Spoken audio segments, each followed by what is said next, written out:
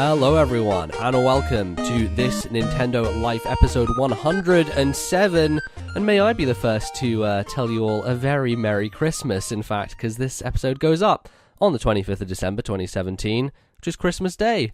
Bally, how's your Christmas going? I'm doing well. We are recording on Christmas Eve, which is very, very festive. Yeah, absolutely. It's rainy and miserable, as usual, in Edinburgh for Christmas, so I feel very at home. There's some pathetic fallacy going on there with you, Bally, seeing as it's miserable outside, it's also miserable inside of you right now. Inside of me, yes, I have a cold, which is great fun, just as you go on holiday, but yes. I'm gonna push on through with this episode. And get back. Nothing stops this train, as we've said many times stopping. in the past. It's not stopping. Great. So yeah, we've got a packed episode for you today. This is the second half of our Game of the Year show, which means there's going to be a lot of stuff going on, and there's also a lot of video games to talk about. Let me tell you what, we've been cramming for the end of the year session here. So we've got a lot to discuss. Bally, tell the fine folks at home what the show is going to entail today. As usual, we're going to be talking about what we've been playing. Our second segment will be your games of the year for 2017, where we're going to run through both emails and some messages from our Discord server. And then our third segment is going to be, we've got some new categories basically for our games of the year, but we're also going to do our standard list that we've done in past years, where we rank our top 5 games of the year that came out on Nintendo platforms. So we'll do that, and then obviously the other awards is going to be cross-platform and all sorts of things. We'll get onto that discussion in the third segment. Absolutely. So without further ado, Bally, let's kick things off with some video games, and I'm going to turn things around on you. I'm going to start this time, motherfucker. It's my turn. It's been too damn long. Always giving you the spotlight, Bally. I miss it. Well, we'll get to it, because, basically, there's a lot of stuff that we're going to talk about which we've both played, so I thought it would be good for me to just wrap up Xenoblade, and then we'll talk about all the things that we've both played together. So, I'm finishing up Xenoblade 2, I've finished it, I've closed the book on it, I was about 5 hours from the end last time on the show, so I have completely wrapped it up and I'm finished, and I'll tell you what, the end of Xenoblade 2 goes some fucking places. In a sense, if you are someone who was a fan of the first game and really liked that game and wanted there to be some kind of thing that ties these games together, I'm just going to say that I was satisfied. Intriguing. So there's definitely a thing there that happens. And, as I said before, there was intriguing stuff happening. And let me tell you, intriguing stuff happened. So I was pretty satisfied with that stuff. I think you are still one of the only people I know who's actually beaten this game. Yeah, probably, because it's an insane thing to do. This game is an enormous RPG that a lot of people are spending over 100 hours in. I just saw James Jones spent 140 hours, which is double the amount of time I spent in it. And he's beaten it. Yeah, he finished it, but he also did every freaking side quest and did all the development levels. Because one of the things you can do, like in the first Xenoblade, is in each region there's this star system, and so it's kind of like Affinity, but every time you do side quests for people, or if you buy out, there's this weird mechanic where if you buy all the items in a shop, you get the deed to that shop, so you basically own the shop. And so by doing that in all the shops in a region, you can increase your development level.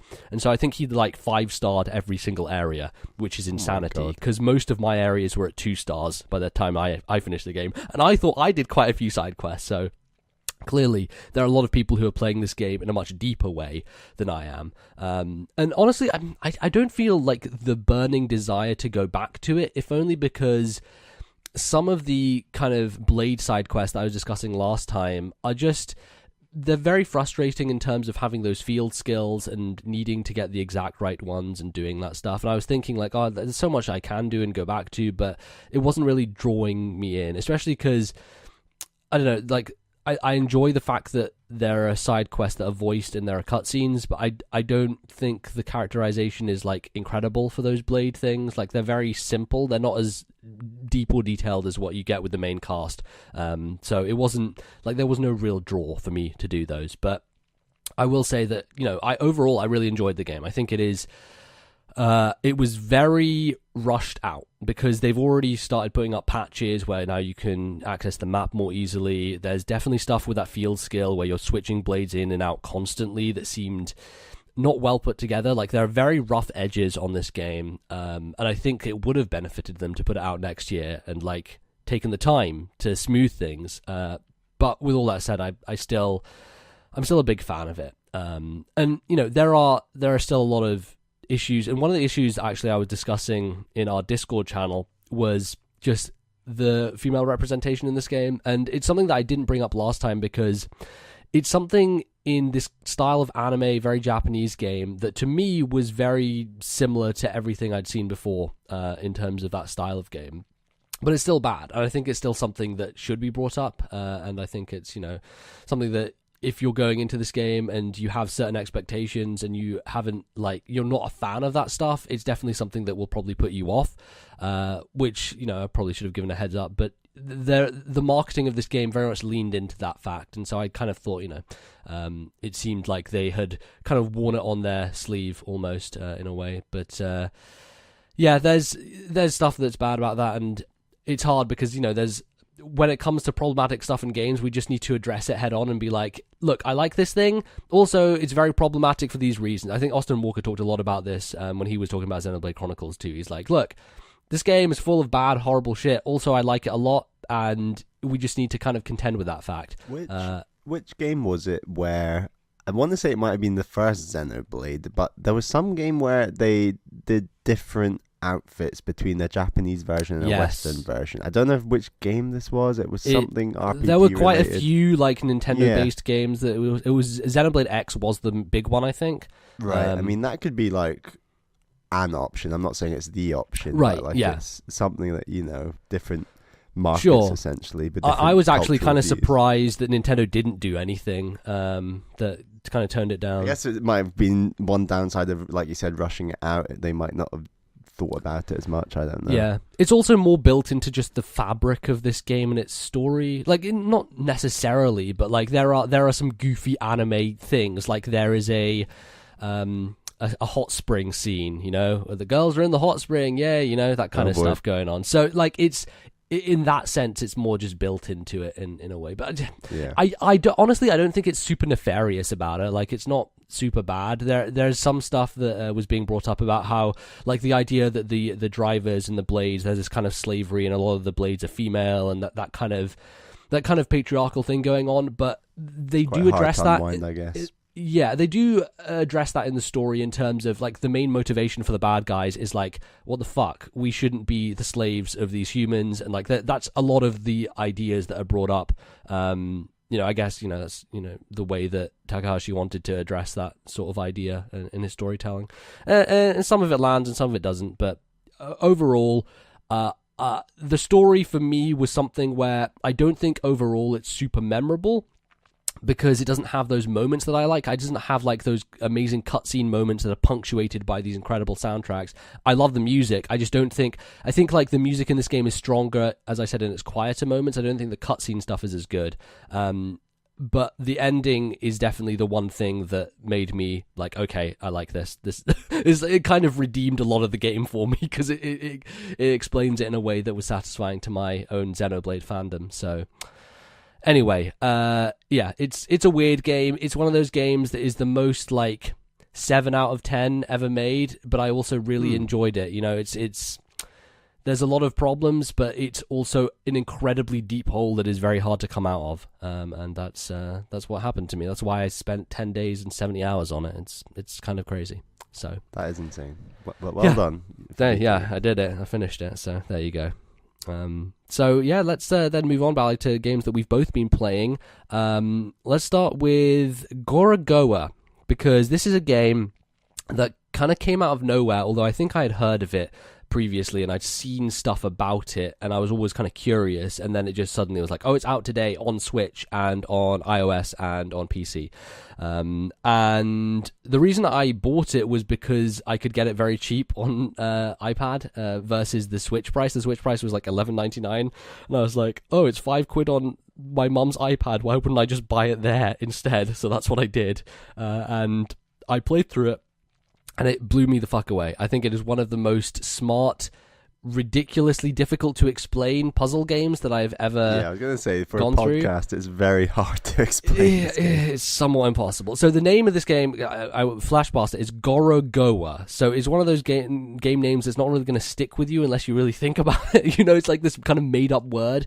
But the basic idea is that you have these panels, and there are like four different panel slots, and they each have like kind of these windows into this reality where there's this boy and he's kind of going around the world trying to collect fruit in a bowl. And there's a lot of surrealism to it. It's very kind of magical and mystical. There's like dragons in the background and stuff. But the base premise behind it is that a lot of these panels can be moved so that the boy can travel on his journey in a very unique way. So like there's a door in a signpost, and if you zoom in on the signpost, you can take that door on its own and put it down to another panel, and then you zoom back out and there's this block in the wall that looks door shaped, and then you drag the door back up to where it was. So like you've taken this object out of a thing, put it somewhere else, changed the perspective, and created the doorway for him to go through. It's really mind-bending, right? Because it makes you think in a completely different way about how to approach certain situations and what is necessary to be done. And I was just absolutely enraptured the entire way through. Like, I was sitting there playing on the iPad and the battery was like 7%. I'm like, oh shit, I need to charge this. So I just like ran over into the kitchen, plugged it in, just sat there still again for the rest of it, and did it in a whole sitting and was absolutely enthralled. It is definitely a weird kind of logic you have to use, but it really clicked with me. And I think that's the thing that differentiates me and you, Bally, is you had a lot more problems with this game. Like, I felt you were struggling a lot because you were texting me constantly about it. Oh yeah. About like, oh god, I don't know what to do here. And I think, I don't know how that works with different people. So that's why, like, I was so gung-ho about this game and like everyone should play this game, but like hearing about your experience with it, it made me feel like there are some people who are going to really connect with this game, and then it's going to be harder for others to understand it or like get their head around what's going on. So yeah, like I picked it up on your recommendation, and MBZ's recommendations are 99% very, very, very, very good. So I was like, I'm going to do this. I didn't really want to try and borrow an iPad off anyone and do it that way. So I was just like, you know what? Like, it's an extra £6 or whatever. It doesn't really matter. Let's just do it. So I got it on Switch.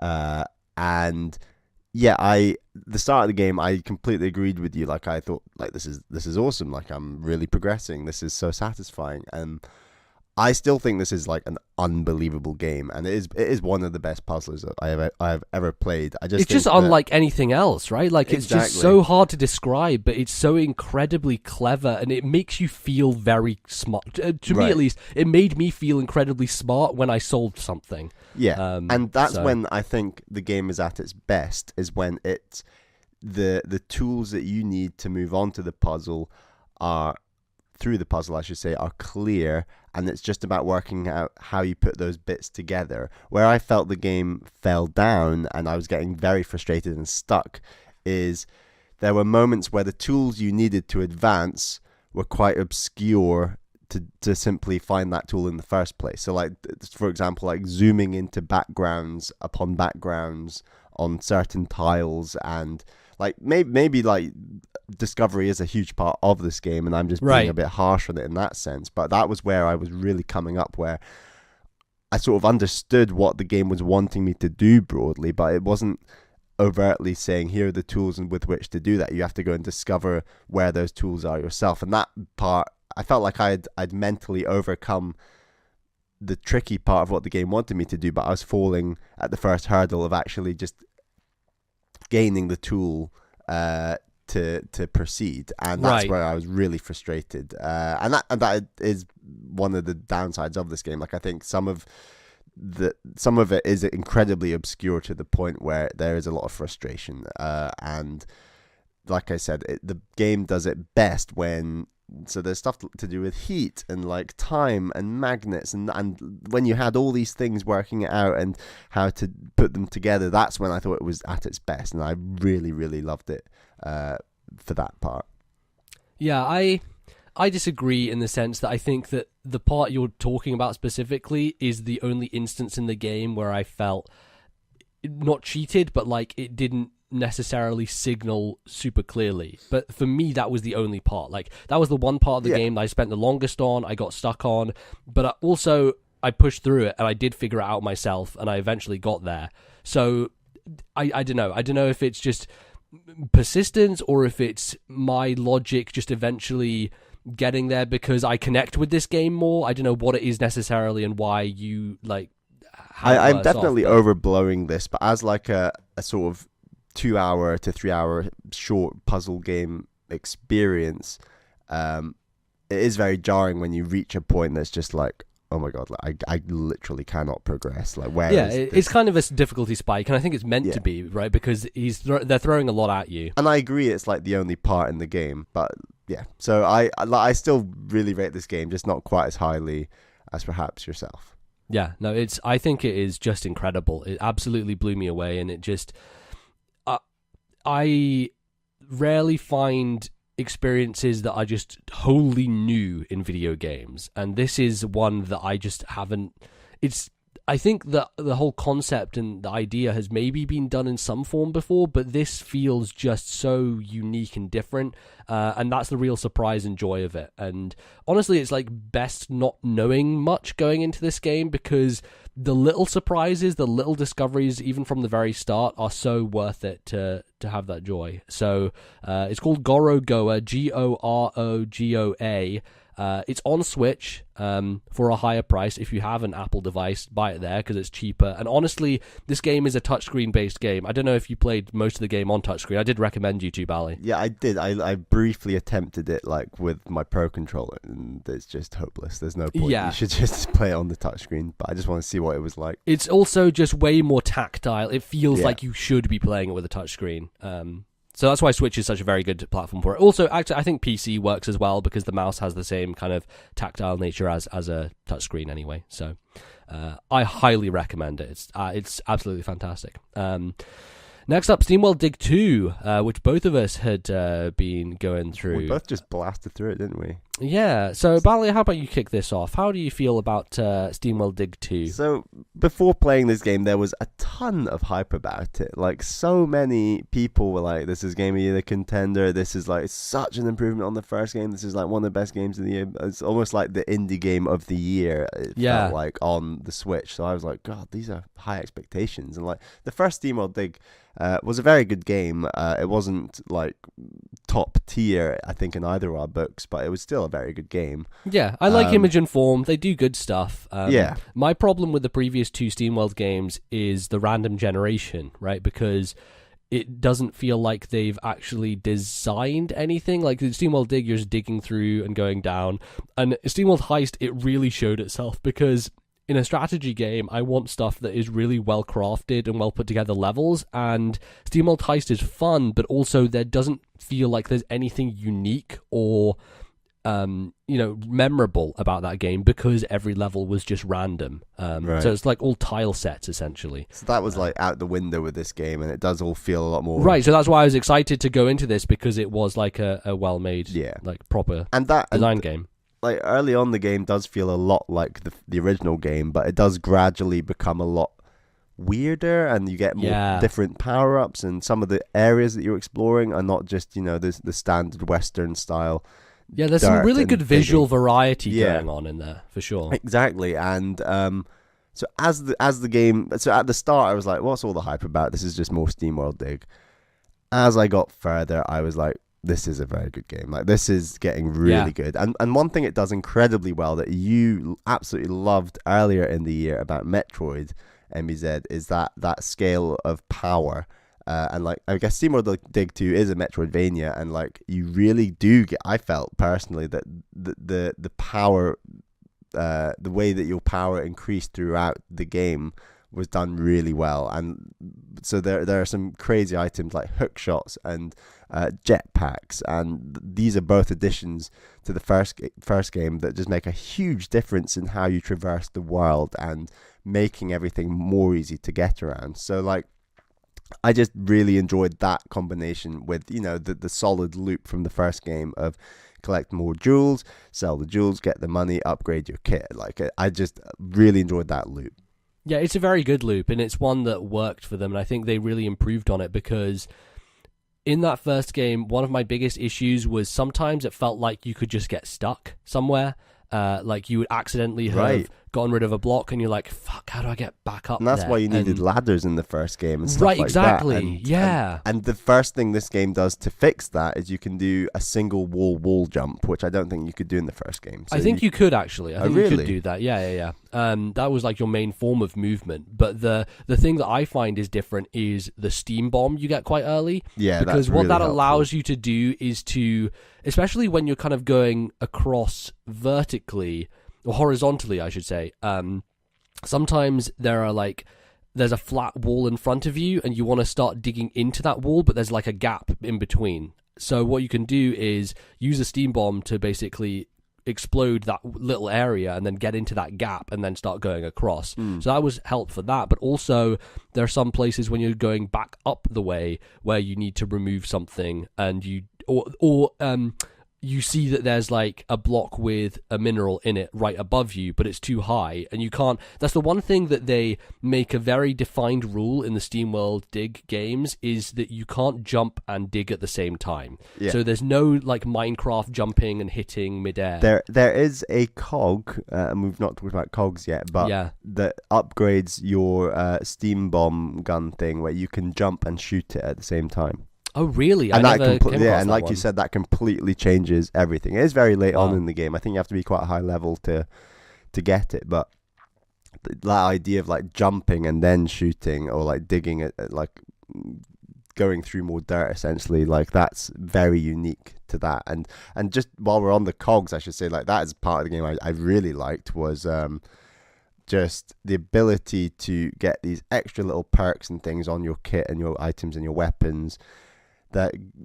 So by the end of the game I was doing stuff like the jewels would like magnetize towards me, and like I'd get extra blast radius when I blew up any bit of dirt with jewels in it and that sort of thing. So I was able to chain things together that just made my process of doing that loop that we talked about where you're making money and upgrading your person like easier and smoother, and that just kept getting smoother and smoother the further you got into the game, that it just really felt like it all just came together.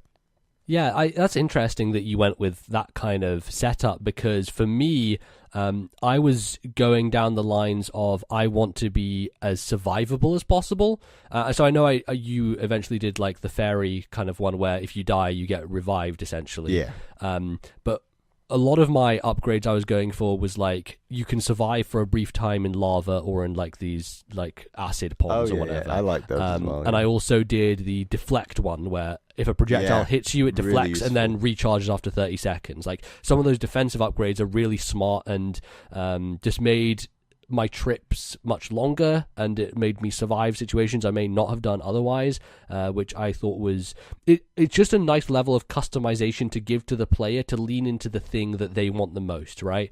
And that's I think the best thing about it is because not only do you have this much more frictionless freedom in terms of movement, but then you also have your individual level of customization where you can be someone who goes defensive or someone who wants all the ridiculous axe upgrades to, get bonus experience from killing enemies and things like that. So yeah, it's smart. And I also like that they put a lot of the cogs in these kind of puzzle rooms, which feel like the best parts of the game for me, because it's not just digging through this long, endless corridor, but it's a designed challenge. Like there's one I think of in particular where you have mine carts, and you have to get the mine carts down to the bottom to hit a switch, but there's like lots of different I think I gave up on a few of these actually. I'd some of them are really tough, like, but this isn't worth it. Like, let's move on. But no, I mean the prize at the end isn't really a big bonus. There's like these artifacts that you get and you give to this one guy, and I never really understood what that was giving me, if it was giving me anything at all.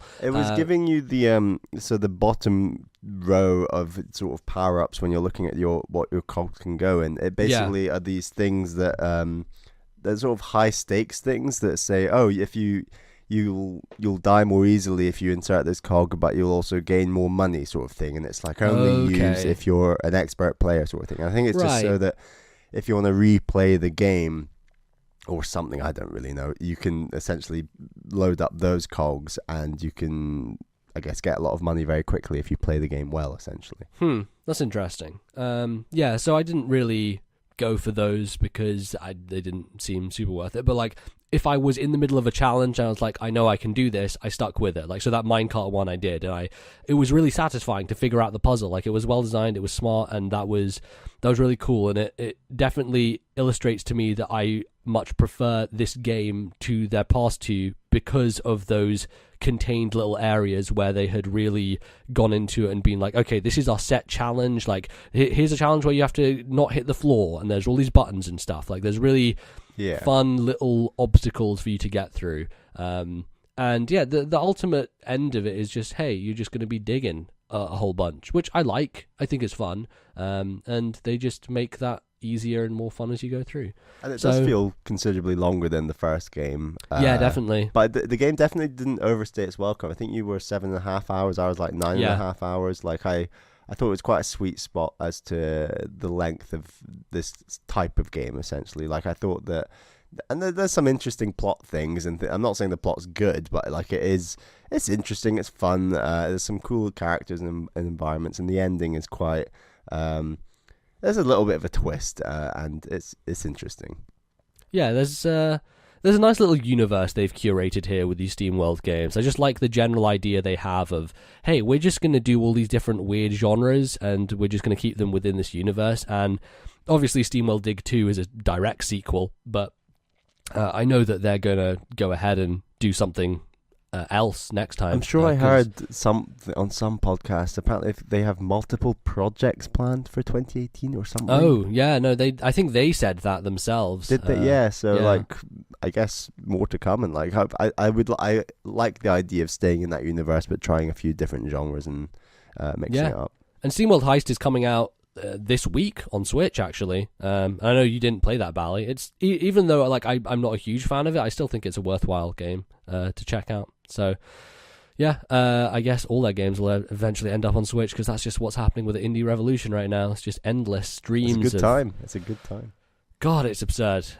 Yeah, it's kind of crazy. But anyway, yeah, I enjoyed it. I think like the one note I'll leave it on is, I think SteamWorld Dig 2 is a really good game, but this is 2017, and even if you're a really good game, I don't think you stand up against a lot of these giants. I guess we'll find out in the final segment of this show. I guess we're going to have to discuss it, aren't we? Yeah. So, I don't want to dig too deep. Pun intended. Oh, God. Yeah, almost. I just was a little sick in my mouth. I'll see myself out. You shall indeed. Okay, so then the final thing we're going to talk about for this section is the Zelda DLC, which both of us have finished. We both have our sick boats. I wish, man, that would be good if we had a sick like motorboat here. No, we have our motorcycles. The side of the map. Yeah, our Master Cycle Zeros. Bally, we're going to talk spoilers in this section because honestly, I don't think it's easy to discuss this game without talking spoilers when it comes to this section, because we've talked about, it's like a lot of it is more Zelda, right? And we've talked about that a bunch, so I think it's better that we go more specifics with this DLC. So if you do not want to hear any spoilers, there will be a timestamp in the description or on your podcast device in that kind of description there. So just skip ahead to the next section and we'll see you there. But we are going to go talk about all of the Zelda DLC. So this was announced at the Game Awards, Bal, and it came out that night, and we both just dived into it. How do you feel about this game with the DLC? Like, as a value proposition, this DLC, do you think that the first pack and the second pack are worth their value of what you've been given? They are, but when you're talking about sort of monetary value and the amount of time you spend on it, it's a much worse proposition than the base game, which I guess is like 120 hours if you want to do all the shrines, and that's what, 50, 60 pounds, euros. I guess more what I'm getting at is, do you think that this content that they had proposed to you as DLC did it live up to those expectations that you had of what this DLC was going to be? No, because I think a lot of people were hoping for some new landmass, like a new area to explore. I appreciate that is asking a lot. Maybe it's not asking a lot, to be honest. And I think that once you're over the fact that you're not getting a new area, essentially I think this DLC does essentially does as good a job as you could probably hope for. Like, I think the inclusion of the new shrines are great. I really enjoyed some of those shrines, and the new dungeon is fantastic. Like, I think that it's a real shame the new dungeon isn't linked thematically to some sort of animal. Maybe that's just a really small nitpick from me, but I really well, I mean, it's like fair that enough, aspect. especially because like the one note of theming that the dungeons do have is their shape and size Right. and the way they look. So that's a shame. You're essentially like in an underground area of cogs and things, which isn't very thematic, but it's cool. And like mechanically, it's a really solid dungeon. Like, it's very, very interesting, some of those puzzles, and you're using all of your what do you call them, runes? The runes, yeah. You're using all of them in all sorts of different ways, and that's really cool. And then follow that with a really interesting, long, hard, tough final boss. Like, it's a really solid package overall, and I was very happy with that. I'd say it took me a good 8 to 10 hours probably to beat it all, which was very good. Very happy with it. I think that I didn't have really high expectations for the Zelda DLC, honestly, because when you look at what they had said at the start of the year, it was, you're going to get a new story, you're going to get a new dungeon, and then there's going to be more challenges. And after finishing Breath of the Wild, I was like, well, none of these things actually sound like what I want more of, right? Because what I actually want more of is, as you said, the exploration, like the discovery, the finding out the weird things of the world and doing strange that things. That loop of discovering new places and then doing shrines and then doing shrine quests and then interacting with new towns. Like, while you're getting some of that loop, that loop is broken with this DLC. Like, it's not the same. It's hinting at elements of it being similar because obviously you're doing new shrines and that's great. But that loop that I just described has been just completely torn apart, and that is a shame. And there's also elements to the discovery of this game that aren't even tied into finding places. It's more to do with, oh shit, I can do this with this physics set, or oh shit, this is how this reacts to this chemically, right? You can't replicate that in a DLC because the rules of the world are already set and you've already discovered those rules.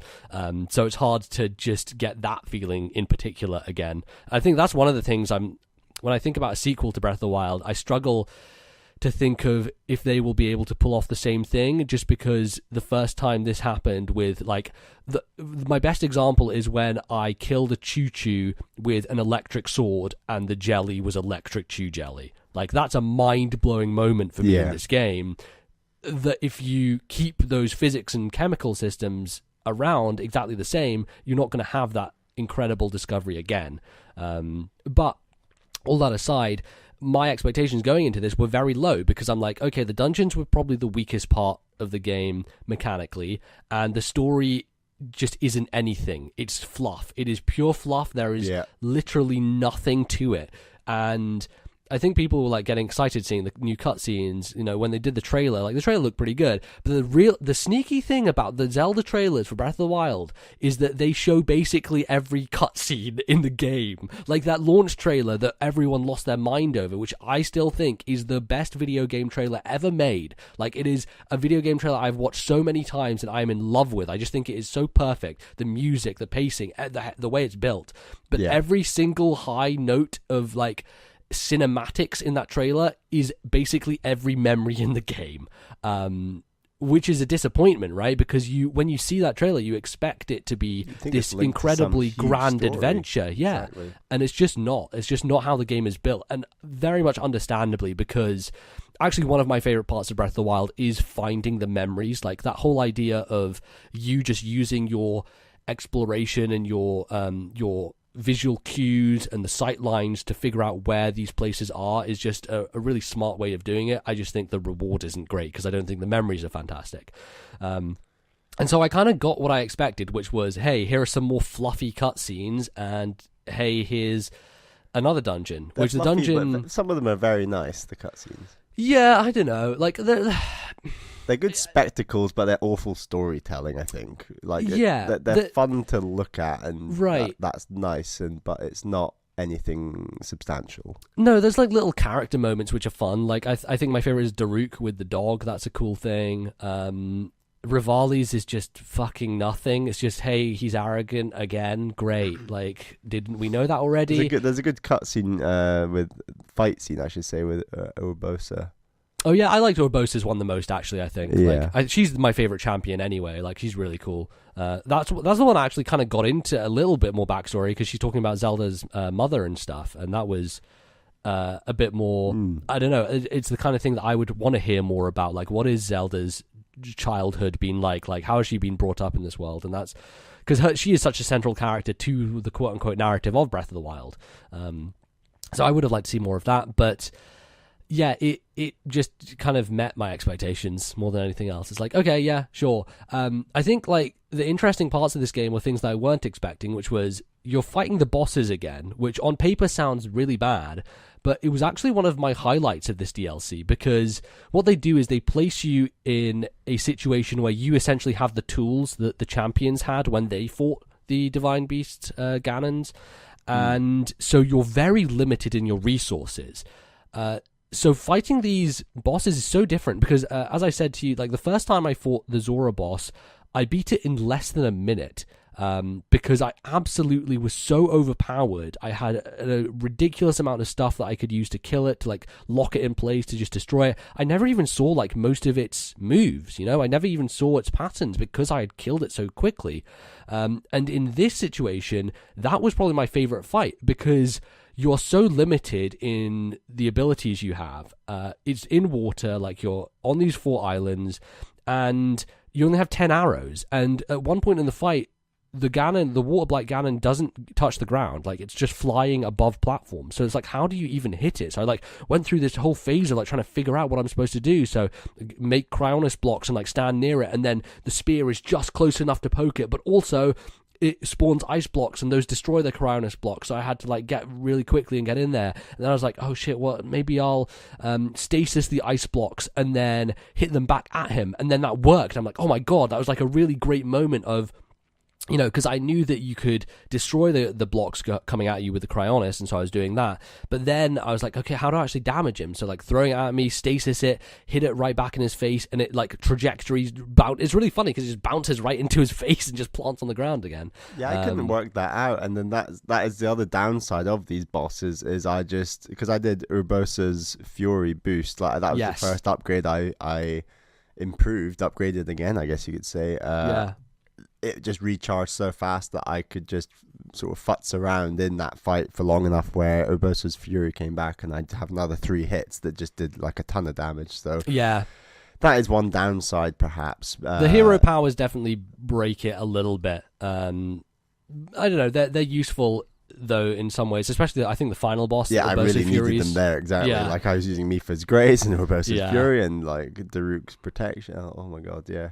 Because I think that final boss is actually probably the highlight of the entire thing, because it is the most Zelda boss in the entire game, right? Like I enjoyed fighting the Ganons, but also they didn't feel unique and interesting in their own thing with, you know, in the way that a traditional Zelda dungeon boss would be. And then you're fighting this fucking monk on top of Hyrule, and it's this grand setting, and it's raining, and it just goes through all these different phases. Like he grows giant, he splits into multiple forms. Like this is the traditional Zelda boss I was looking for the whole time. Yeah. And aside from like that Koga fight, the leader of the Yiga clan. Yeah, and I mean those fights are quite similar in some ways. Like they feel quite similar.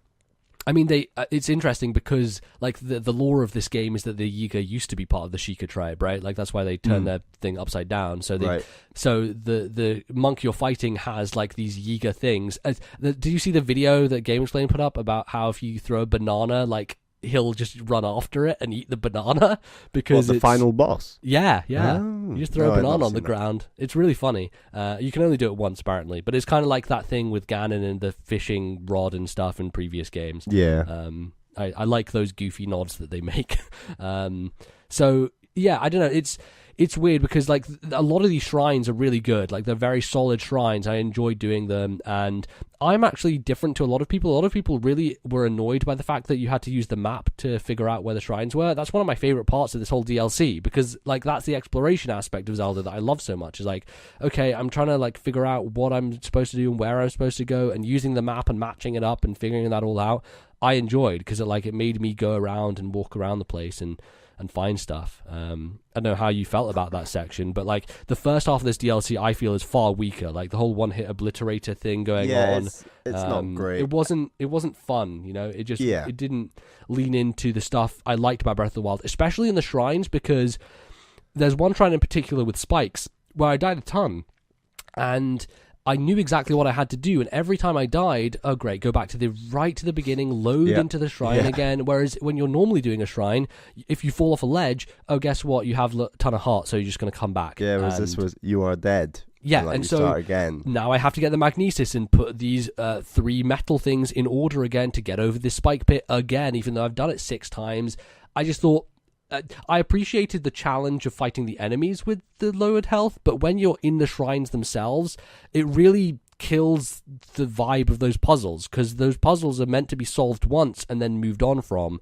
I mean, at that point, they're not even puzzles, I guess. They're just gauntlets. And it's right. like, they were very unusual shrines in that they were just gauntlets, and the vast majority of shrines were all puzzle based. I mean, apart from, I guess, the ones where you're fighting an enemy, fine, and that is a gauntlet to a degree, but these shrines were just weird and not as fun, but interesting. The later ones were much better, I think. I think the later ones are some of the strongest in the game. There's one in particular where there's like this waterfall and these 2 metal blocks, and I was having a really hard time with it. I like stasised one and then I magneted it and then stasised it. Like I had to switch really quickly between the two and then get a Cronus block in between, and like all this stuff. It was like creating the staircase, and it was really challenging and fun. Like there's a lot of real deep stuff in those shrines that was enjoyable to me. It's a shame. I agree. I like the sort of map thing where you have to link it up and you think, oh, what part of the map is that? Yeah. And because they're not full on shrine quests where the clues are particularly unusual, like some of the shrine quests in the main game. They're sort of fairly obvious and simplistic, but that combined with trying to locate it on a map, and there were some of those that were quite like, really satisfying when you kind of worked out where they were. And there was also like some fun combat stuff. I really liked fighting the flaming Talos in the lava, like trying to use some tactics to, like I used ice arrows to freeze him so I could stand on him and hit his thingy. You know, there's lots of cool stuff doing with like tougher enemies that I enjoyed. Yeah, it's cool, and I like the design of the DLC shrines, how they look different to the regular shrines. Right, they just got this giant thing sticking out. It's just like a giant rod. Yeah. It looked weird, but I thought it was quite cool that they just. It was a good way to distinguish them, at least. Know that they are different. But I don't know. It was just great to be back in Breath of the Wild, honestly. I think some people have been like, I kind of like lowered my opinion, but for me it was just like, these systems are great. Like this game is like, I'm not getting the same type of enjoyment as I did when I was playing through the main game, because that was such a journey of like wonder and discovery. But even if you strip that stuff away, the core just weird stuff you can do with the physics of this game and the mechanical interactions that are just so funny and ridiculous are why this game is like going to persist for so many years. Like you look at Twitter already with all the new GIFs like popping up and images and videos from people going through the DLC. Like it's this endless well of joy of creativity, and that's wonderful. Like it's just so fun to go back in there and get your mind into that gear again. Yeah, and to do it like at the end of the year when you're like, Game of the Year discussions that we're going to have on this show, and like exactly. It's a really nice way to be like, that was an amazing game I played earlier this year. Let's do some more of that just before the end of the year. And I think it does that really well. And like we already now know, there was like an interview, wasn't there, where it's confirmed now that there's not going to be any more DLC. Yeah, that doesn't surprise me. They're already working on the next Zelda. I don't think they've confirmed that it's in the same engine or anything like that, but who knows? But like I think Enuma has said something along the lines that Breath of the Wild is going to be a template going forward for the Zelda series. So yeah, I'm sure it will be more similar. Or maybe it'll just be a Majora's Mask situation where they do something weird with it. Who knows? And I'd love that too. Like I'm open-minded to where they go next, and bring it on. Absolutely. All right, well, that's going to close us out for this first segment of the show, but don't go anywhere because we've got a lot more to come on this Game of the Year special part 2. So we'll be back after the break with some of your 2017 Games of the Year. Do not go anywhere. We'll be right back.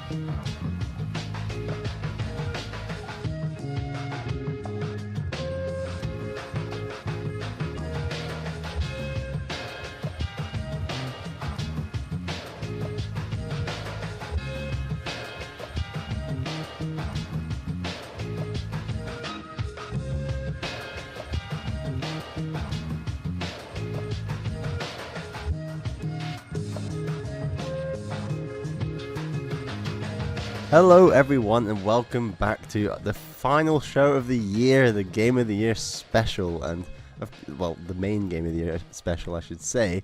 And we have too many Game of the Year specials, Bally. Yeah, way too many. I mean we're just one podcast amongst many, I'm sure, that are doing something like this. Yeah, absolutely. So it's just Game of the Year coming out of everywhere. So we wanted you to send it to us, your games of the year, and that's exactly what you did. So we'd like to say thank you very much for sending in all these lists.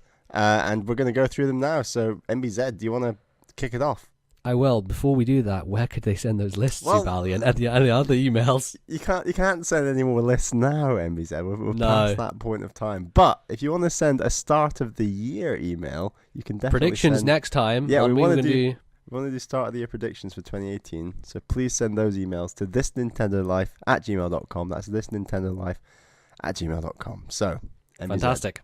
The first Game of the Year list, please. Yeah, so this comes from Paul M. from New York. Good place that I've been to once in my life. I'd like to go back to again. And he says, "Hey TNL guys, what an amazing year for games. I've been cramming here at the end to develop my complete GOTY list, and I'm so happy with the things I've played this year.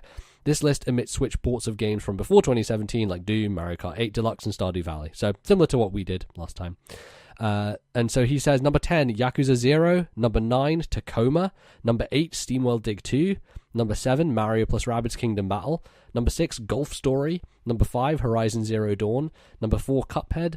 Number 3, Super Mario Odyssey. Number 2, Persona 5. And number 1, The Legend of Zelda Breath of the Wild. Hope you both had a great year. I plan to steal Bally's Japanese vacation at some point. Thanks for the awesome travel diary. Best wishes in 2018.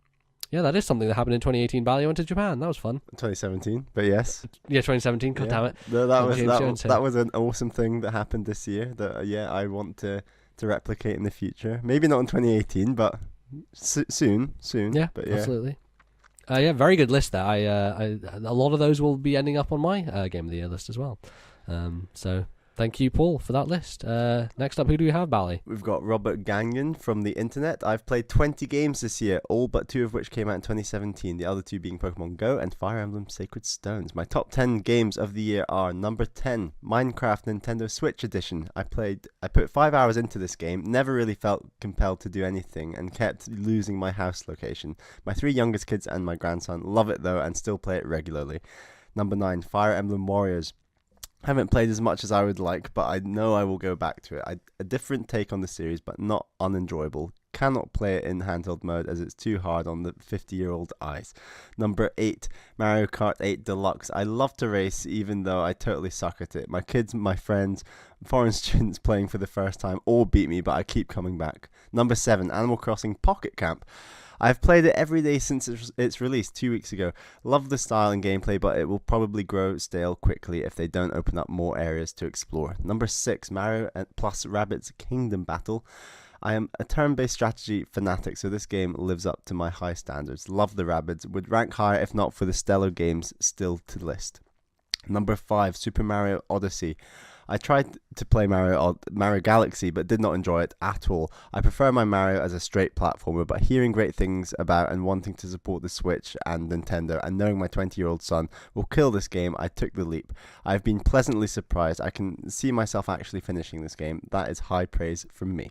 Number 4, Ironcast. I bought this off the recommendation of, it's Liam Robertson on Twitter, with the trepidation of the Candy Crush mechanic. I dislike those games, but this blew me away. I played it for over 30 hours and brought it to completion twice.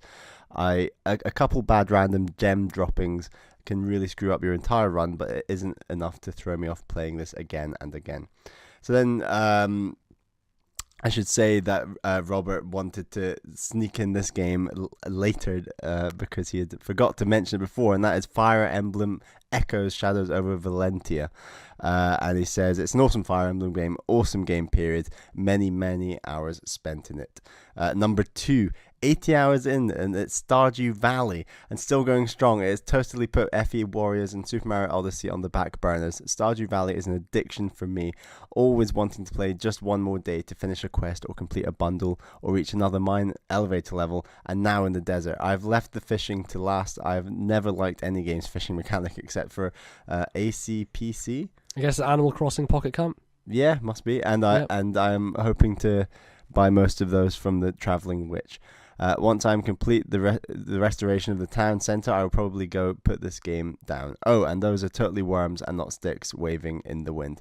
Number 1, The Legend of Zelda Breath of the Wild.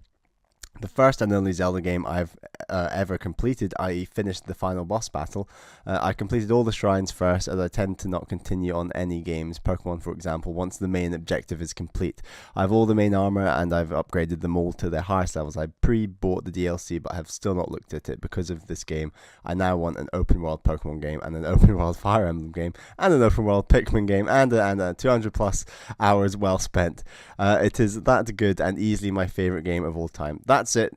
Not sure why I went so deep or detailed on this list that might never be read, and I did enjoy the process, and things are slow at work right now. Well, we did read the whole thing, so there you go, Robert. Yeah, Thank you for it. putting all that detail. Nintendo may go open world in every game from now on. It may be a thing. They saw Breath of the Wild. They're like, look, we've got to do this with every single thing, and people like Robert would be very pleased with that, I guess, because it's resonated. So yeah, it's all the list. Some interesting picks in there. Ironcast is one that I know was popping up on Switch and stuff, but I haven't looked into that at all. So that's interesting. Intrigued that Robert's not a fan of Mario Galaxy. Yeah, interesting. We all have our controversial opinions, such as us and our old Mario 3 and Mario World opinions. God, but yep. You got to live with those because everyone's an individual and unique and different. So I appreciate that boldness at the very least. The next email is from a good friend of the show, Acerbus from the internet, who says, MBZ, Bally, and everyone else listening, it's that time of year again. The snow is falling, lights are shining, and it gets dark at around 4 p.m. This can only mean one thing. We should all arbitrarily rank the games that came out this year. I don't think I'm the first to notice this, but 2017 has been a pretty good year for video game releases. So much so that while Splatoon was my game of the year in 2015, Splatoon 2 is only getting an honourable mention, along with excellent games such as Horizon, Mario + Rabbids, Fire Emblem Echoes, and my favourite Shovel Knight campaign, Spectre of Torment. Now, onto the list. Number 5, Super Mario Odyssey. Nintendo themselves classify the 3D Mario games into the ones that are more exploration focused, such as 64 and Sunshine, and the ones that are more linear but provide more of a dexterity challenge, such as the Galaxy games. The true genius of Odyssey is how Mario's arsenals of jump and cap throw maneuvers allows you, if you want, to combine these two styles of play. Number 4, Danganronpa V3 Killing Harmony. The way this game identifies its audience and then deliberately fucks with them is something else. The cases that bookend this game are absolutely phenomenal in this regard. This Danganronpa is polarizing, but it's easily my favourite. Number 3, Yakuza 0. Hands down the funniest game I've ever played. The main story can be ridiculous, but mostly remains grounded, where the game really stands out as the absurd mini-games and wacky side stories, and there are a lot to both. I was completely caught off guard by how much fun I had experiencing this game. It certainly deserves all the high praise it gets from its advocates. Number 2, The Legend of Zelda Breath of the Wild. The most crafted and well-designed world I've ever explored. The exploration loops the game creates for you between the towers, the shrines, the Korok seeds, and the other interesting stuff is unparalleled. This game delivers on the promise of letting you truly feel like you're going on an adventure in a way no game has done before. Number 1, Persona 5. The amount of care put into every aspect of this game is off the charts. The soundtrack is majestic, every menu and splash screen is dripping with style, the palaces are actually designed and ambushing a shadow feels satisfying right through the game. The story twists are delivered masterfully, and I think this is the best cast the series has ever had. In particular, the supporting cast is a real step up from the previous two games. After over 100 hours, I was upset it was over.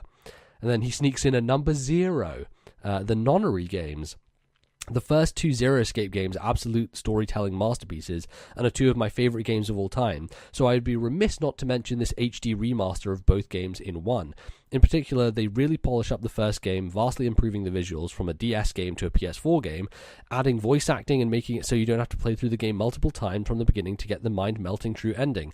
Sorry for writing too much again, I will endeavour to send shorter emails in the new year. May the force be with you, Acerbus. I actually didn't realise that they'd put out the two Zero Escape games as an HD collection on PS4, because I've been meaning to play 999 for frickin' ages, and I just have never got around to it. I've never felt like it was a good time, and I always was kind of like, it's very reading heavy and there's not any voice acting, so it's good to hear that that's happened. I had no idea that happened, so thanks for bringing that to my attention, Acerbus. I might actually get to those games at this point, so there you go.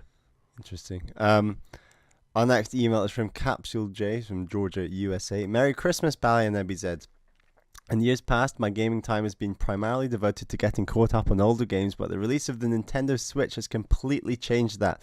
As a result, my 2017 list was the far more contentious of my GOTY list and involved making a lot of hard decisions.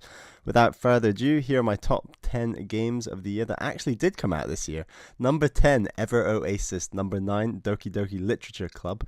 Number 8, Fast RMX. Number 7, Jackbox Party Pack 3. Number 6, Puyo Puyo Tetris. Number 5, Shin Megami Tensei Synchronicity Prologue. Number 4, Golf Story. Number 3, Snipper Clips. Number 2, Legend of Zelda Breath of the Wild. And number 1, Super Mario Odyssey. While every game on this list is fantastic, 2017 was really all about the number 1 and 2 slots. Going against the trend of the Keeleys and many other major awards, Mario took the top spot for me. While Zelda was a revelation and an amazing experience that would have effortlessly taken number 1 any other year, the pure moment-to-moment joy and satisfying conclusion of Mario Odyssey gave it a slight edge. Setting the top 2 spots aside, this year's list also involved having to find a way to compare Doki Doki Literature Club and Fast RMX.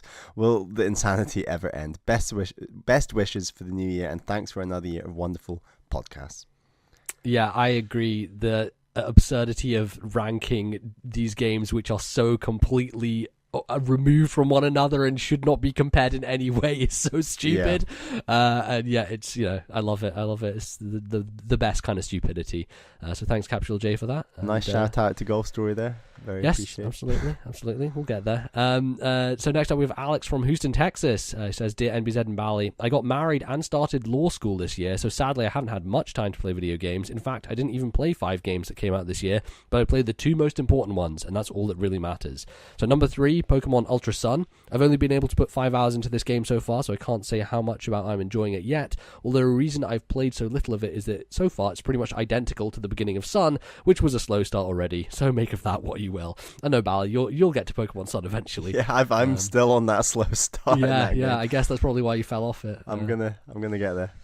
So number 2, Super Mario Odyssey. When Odyssey was announced, I was a bit skeptical. Mainly the capture mechanic didn't look interesting to me.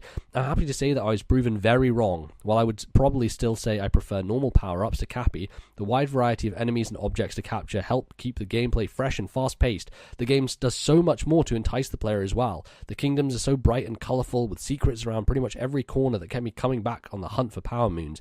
Movement in this game feels great, especially with the addition of the dive mechanic, which adds so many options for jumping. I currently have 996 power moons and the purple coins, and I'm trying to conquer the darker side of the moon, which is proving to be tough as I hoped it would be. But even after that, I might still go back for some of the other kingdoms just to see the sights and listen to some of the fantastic music in the game. And number 1, Legend of Zelda Breath of the Wild. Odyssey might be a fun game, but Breath of the Wild is a transcendent game. When it first came out, it occupied nearly my every waking thought. Could I do this? What will happen if I approach from this way? I wonder what's over that mountain. I put over 200 hours into it, and I'm still not done. I think that's a part of me that just can't say goodbye. I don't know what else I can say about this game that hasn't already been said. It's magical, and I don't know if there's ever been a better time to be a Nintendo fan. Thanks, Alex from Houston, Texas. P.S. I still believe in the double-bladed lightsaber dream for Rey. Taking that home, Bally, it's happening. It's gonna happen. Love it. Happen. It will happen. It will happen. So yeah. Look, Mario Odyssey and Zelda are dominating, of course, as expected from our listeners so far. I like the idea that Odyssey is a fun game, but Breath of the Wild is transcendent. Yes, I think that mirrors my feelings as well. But we'll get there. We will get there. Our next email is from Max, who's from the internet. Hey guys, while I only own Nintendo consoles at the moment, Nintendo had a really strong 2017 with plenty of great games to talk about. Here are my top 5. Number 5, Fire Emblem Echo Shadows of Valentia. It was a difficult choice between this and Metroid, but I think I enjoyed Fire Emblem slightly more. Echoes was a nice change of pace from the other 3D Fire Emblem games, and it's probably my favourite out of those titles. Number 4, Splatoon 2. I really loved the first Splatoon, and while Splatoon 2 isn't as innovative, it's a lot more refined. This is a game I'm still playing pretty consistently, and with new updates practically every week, I can see myself still playing for a long time. Number 3, Super Mario Odyssey. Odyssey is an incredibly creative platformer with so much content and variety. Mario has never controlled better, and I really hope they make a sequel, as I would otherwise miss Cappy. Number 2, The Legend of Zelda Breath of the Wild. Breath of the Wild is an incredible game. I can't believe that believe they were able to change the well-established Zelda formula and have this much success on their first try. The Zelda series has such a bright future ahead. Number 1, Xenoblade Chronicles 2. To think an impulse buy beat out Zelda for my top spot this year. I haven't finished the first Xenoblade and haven't touched X, so Xenoblade 2 wasn't really on my radar this year, but I bought it anyway after the reviews looked positive. While Xenoblade 2 does have some smaller issues, I loved almost everything about this game. The fantastic battle system, great characters, solid story, and beautiful soundtrack have kept me playing every day since release. I don't want to spoil anything, but I will say Xenoblade 2 goes in a direction I was not expecting, and I absolutely loved it. Also, the Xenoblade 2 soundtrack is now my favourite of all time, with the Uriah Day theme being such a standout track for me. Thanks for the great year of podcasts.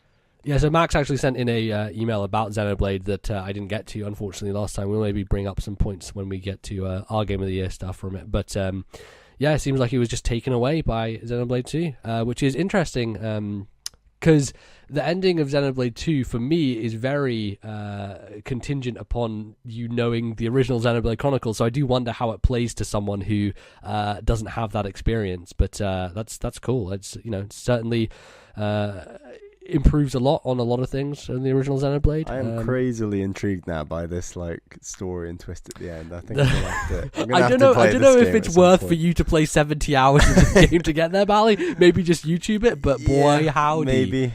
We'll see. Yeah. Anyway. So yeah, let's then move on to some messages from our Discord server. Who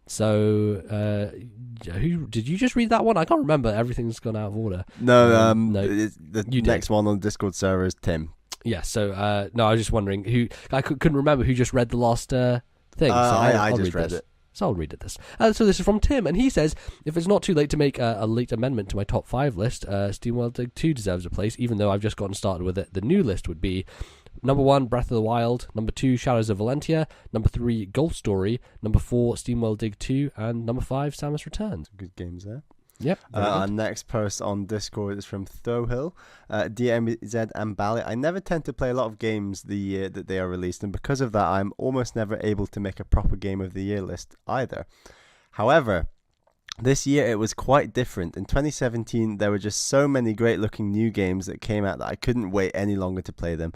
So for the first time in 3 years, I was finally able to put together a top 5 games of the year list. I also included my list of games that didn't come out this year because I forgot to send it in the previous episode. Anyway, lastly, one of the games on the list I got in one of your giveaways, so I just wanted to thank you guys, and let's see if you can remember which game it was. I hope you enjoy my lists and always keep up the great work. So top 5 games of the year. Number 5, Persona 5. Number 4, Zelda Breath of the Wild. Number 3, Cuphead. Number 2, Super Mario Odyssey. And number 1, Nier Automata. And then he's also provided his list of games that didn't come out this year, which I guess I could run through incredibly fast, which is number 5, Fire Emblem 7, number 4, Axiom Verge, number 3, The Witness, number 2, Persona 2, Innocent Sin, and Persona 2, Eternal Punishment, and number 1, Metal Gear Solid 2, Sons of Liberty. I believe The Witness is the game that he got from us in a giveaway. Oh, right. So, because we had some spare codes for that game. So, I'm glad he enjoyed it. And you've not played that game, have you? No, because it makes me motion sick, and I will die if I play it. But yeah, Nier Automata there. I think that's one of the first instances we've seen of that getting a mention. Yeah. A lot of people talking about that game. Next up we have James Technologic from Cheshire in the UK, and he says, MBZ and Bally, while I didn't play too many games that were released this year, I played enough to give a solid top 5, so here we go. Number 5, Absolver. Number 4, Neo. Number 3, Breath of the Wild. Number 2, Fire Emblem Echo Shadows of Valentia. Number 1, Super Mario Odyssey. As for games that weren't released this year, I had a lot of fun with my first ever Dark Souls game, Dark Souls 3, which I love for the challenge that Death March Witcher 3 didn't give. I also played Transistor, which was absolutely beautiful, an experience I definitely recommend. It's super cheap when it goes on sale, so pick it up if you can. My final mention is Fire Emblem Genealogy of the Holy War, which filled my Fire Emblem void pretty damn well. The story is one of the best in the entire series, if not the best. The characters are memorable, and the child system actually works in this game, which is great to see. I can't say it's easy, and there are a lot of weird things you don't get in the newer titles, but overall I really enjoyed it, and I honestly hope it gets a remake in the near future, though my bet for the next remake is Fire Emblem 6/7, which I think I would agree agree with. So he's got some stuff for next year as well, but I think we'll maybe get to that in our predictions episode, or looking forward. What is Fire Emblem Genealogy of the Holy War? I believe it is Fire Emblem 5 or 4. I think it might be Fire Emblem 4. So it came out NES? on Super Nintendo. Japanese only, but there are fan translations out there. So that's how people play those games in this day and age. I think he ends off saying, thanks guys, keep up the great work on the podcast. Merry Christmas and a Happy New Year. Well, Merry Christmas and Happy New Year to you as well, James. Our next message is from Chaotix. 3 games this year. Breath of the Wild. Of course, this game has to be on here. Don't normally have interest in anything as open-ended as this game. I still haven't finished the game, as I would keep getting distracted each time I played the game. It was excellent and still the only Switch game I own, but that will change soon. Sonic Mania. I was never as much of a fan of classic Sonic games as much as the Dreamcast era games, but this game was still great, including the best elements of the old games that were also included. Never gotten through a classic game properly either, but the gameplay was fun and great. Pokemon Ultra Moon. As usual, buying every single Pokemon game continues. It's weird since Gen 5's different third version nonsense, but just the post-game enough with this game was still fun. Yeah, I remember when I just bought every Pokemon game just because it was my job, essentially. Job. Glad that's over. It's just, I can't deal with it, man. Like, I'm just looking at Ultra Sun and Ultra Moon, I'm like, God, people still out there just buying the same game again, basically. Like, Jesus. Yeah. I do want to get back to Pokemon Sun, but I don't think I'm going to be convinced by Ultra Sun. No, I don't think so. Yeah. Yes, and then we have the last one from Flapjackal, who says, I usually don't buy many games anymore, so I want to know something I'll play, so my personal selection is always small. Of what I played this year, my Nintendo game of the year is Breath of the Wild, easy. Non-Tendo, I'd give it to Persona 5. Now, the discussion, I'd say, is between the two of them, for which is my actual game of the year. So I've been with both franchises for a long time. While I've been with Zelda longer, I do judge it without a bias in its favour. Having played them, the impact I got from Zelda was so much larger. Persona had a fantastic story and wasn't nearly as grindy as the previous installments. They streamlined some less likeable features and made the fun bit still fun. However, I do gotta say, some of the things were predictable, as well as the end game. You don't really have to try at all in combat, you can just cruise through really easily. Now Zelda, though not having as linear storyline compared to previous installments, it still had what I believe is a good one. The plot works well with merging the characters and Link into the same place, and if you go out of your way to find the memoirs, it's well worth it. Even after beating the game, I'll just put Zelda on because the game world it made is so enjoyable and alive. The whole idea that this world that continued without the hero is made so well because the actual game world continues moving whether you do anything or not. Monsters attack people, animals roam, and time moves forward. So overall, my game of the year is Breath of the Wild. Well, so there you have it. I sense a theme amongst a number of these emails. Yeah, maybe. Just a little theme. We can talk about that in the next segment. Yeah, absolutely. So thank you, everyone, for sending in all of your games of the year. There's a hell of a lot there. There's lots of interesting things to discuss, and we're going to discuss them in the next... I should say very quickly before we head to the next segment, another reminder that next show we're going to do our predictions for 2018. So we want you to send in your own predictions for what you think will happen in the world of Nintendo video games for 2018. So please send your emails to thisnintendolife@gmail.com. That is thisnintendolife@gmail.com. And as we said, I guess it's on to the third segment where we will be discussing our own top 5 games of the year amongst some other awards as well. So catch us after the break for the third segment.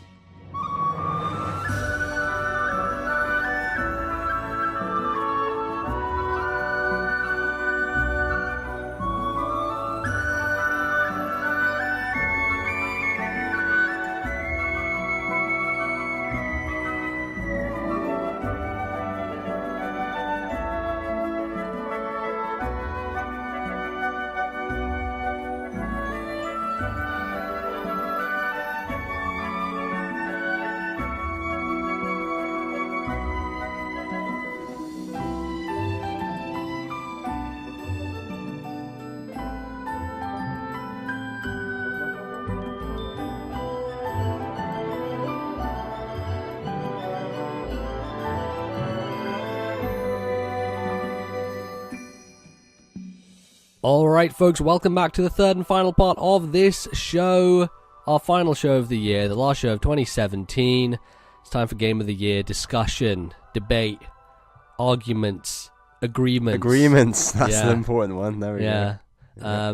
So the structure of what we're going to be doing here is we have a list of 7 categories in which we are going to name a runner-up and a winner, just personally, between Bally and myself. We're not going to argue about that. That's just going to be a fun discussion of here are some cool games that we want to highlight from this year that we enjoyed. And then we're going to jump into our top 5, which is discussing games on Nintendo platforms that were released for the first time this year, and we're going to come down to a conclusion of what is our joint listed in order 5 to 1 for that. So that's going to be the grand finale, and yes, there will be a lot of discussion about all the games. We should point out with our 7 side awards that we've made it. There's no overlap within each of our lists, essentially. Yeah. So like you can't nominate the same game for 2. You can't just have Mario Odyssey win every award, basically. I mean, I'd like to do that, but yeah, I know you would. Yeah, But so anyway, yes. So yeah, get a bit of a broad selection going on here. So let's kick things off with our first category, which is best looking game, which is something I stole from Giant Bomb because they used to do best graphics artistic and best graphics technical, which a lot of the time I feel like people break down best graphics and then you have stuff like Battlefront and Witcher 3 winning all the time, and then you don't acknowledge all these other games that I think look good. So I think best looking game is just a general umbrella term. So Bally, what's your runner-up for your best looking game? My runner-up didn't come out this year, but I played it this year, and it looks beautiful, and that is Wario Land Shake It, or Shake Dimension. That is an art style I love. It just looks like I think the term Saturday morning cartoon is like it just looks like that. It's great. I love it. Yeah, it's pretty great. We've talked about it a lot in recent shows. Can we just get Good Feel to do that again, please? Like, I understand that they're on the Yoshi train. They're very busy with their Yoshi and bits of fabric and wool and yarn and all these things, but a bit of just good old cartoon direction would be good. Yeah, I do like that Nintendo do that arts and crafts stuff, but I think we're maybe past the point of it now. Like, it feels like they've just been hanging on to it for a bit too long. I don't feel like the reception to Woolly World was incredible, and then just went on ahead and went for another one. There are so many amazing things in Woolly World, like the way the string is used for water ripples and glitter bits used for stuff like that. It's very clever in the way it uses that art. But I don't know, I think it's just because you have that initial impact of epic yarn, and then after that, nothing's going to quite get that same impact again. Yeah. Unfortunate. So my runner-up for best looking game is Hollow Knight, which is a game that has a gorgeous art direction. And I think the thing that stands out most to me about Hollow Knight is just how good the animations are.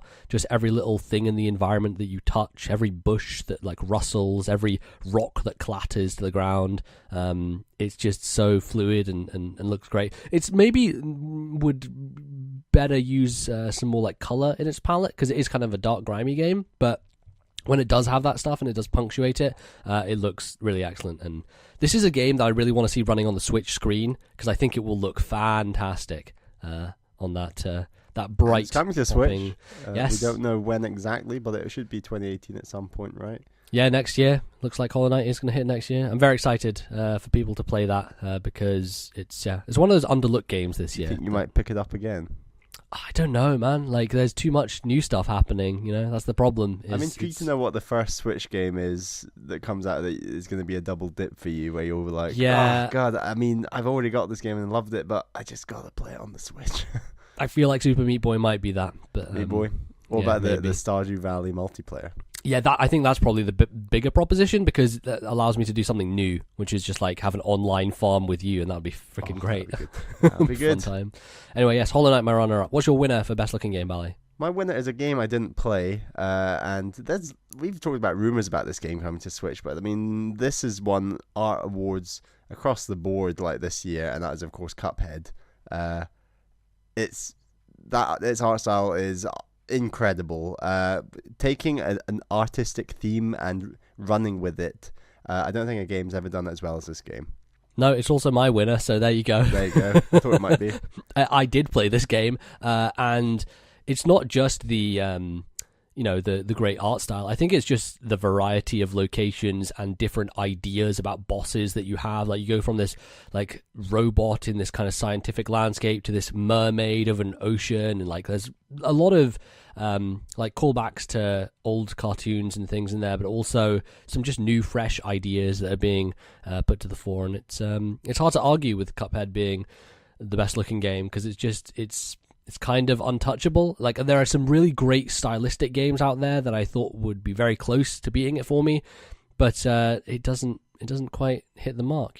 Cuphead just nails it. I think maybe the one thing that was a little weird when I started playing it was there's a lot of film grain over the top, which I was like, I thought it might look better if you took that away, but that really is just the whole point of the game, is to have that established style. So yeah, agreed there. There we go. Both chose Cuphead. Next up is Best Soundtrack. Bally, what's your runner-up for Best Soundtrack? My runner-up is Metroid Samus Returns. Oh, wow, okay. I love that there's quite a lot of themes from multiple Metroid games in this game. Most notably, I found Metroid Prime. Yeah. It's very Prime influence generally on this game. Yeah, there's some banging tunes in this. And like all the Metroid classics come back, and it's a bit strange because I think a lot of them come back in a game where in the original game, obviously, they didn't have this music, and like the music was a real part of the game that was completely redone and rewritten. So I just think it works really well. It's got your Magmore Caverns bumping theme, and it's got some absolute great songs in there that really make you feel like you're playing a wealth of Metro games, not just like Samus Returns, which I really liked. Yeah, I don't know. The music didn't stick out for me in Samus Returns, unfortunately. I think it is because of what you're getting at. It is a lot of retraversal of older stuff.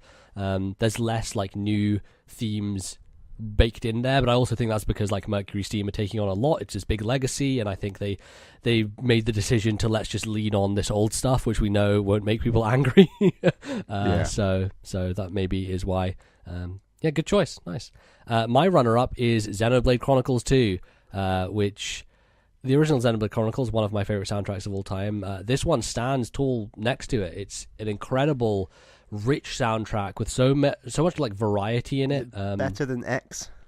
Yeah, I did not care for a lot of X. Like, there's the thing with X there's a handful in there that are great. But like the overworld themes in X are fantastic. Like, you think of can't even remember the names of the continents now, but like the Ice Continent, Noctilum had a great soundtrack. I really liked Oblivia as well. Like the desert area has some really good stuff. But then you go into New LA, and it's just Joe. That's the RFN joke. It is, but it's so true though. It's like stuck on a different planet. Like all these lyrics and stuff is just awful.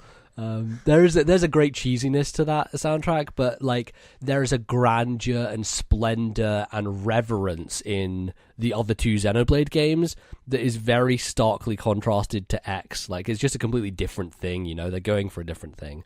And so, yeah, you have like the Inderline Praetorium, like this swelling choir, and then you have I can't remember the name of the track, but it's basically the sequel to Engage the Enemy, which is used in a lot of the cutscenes.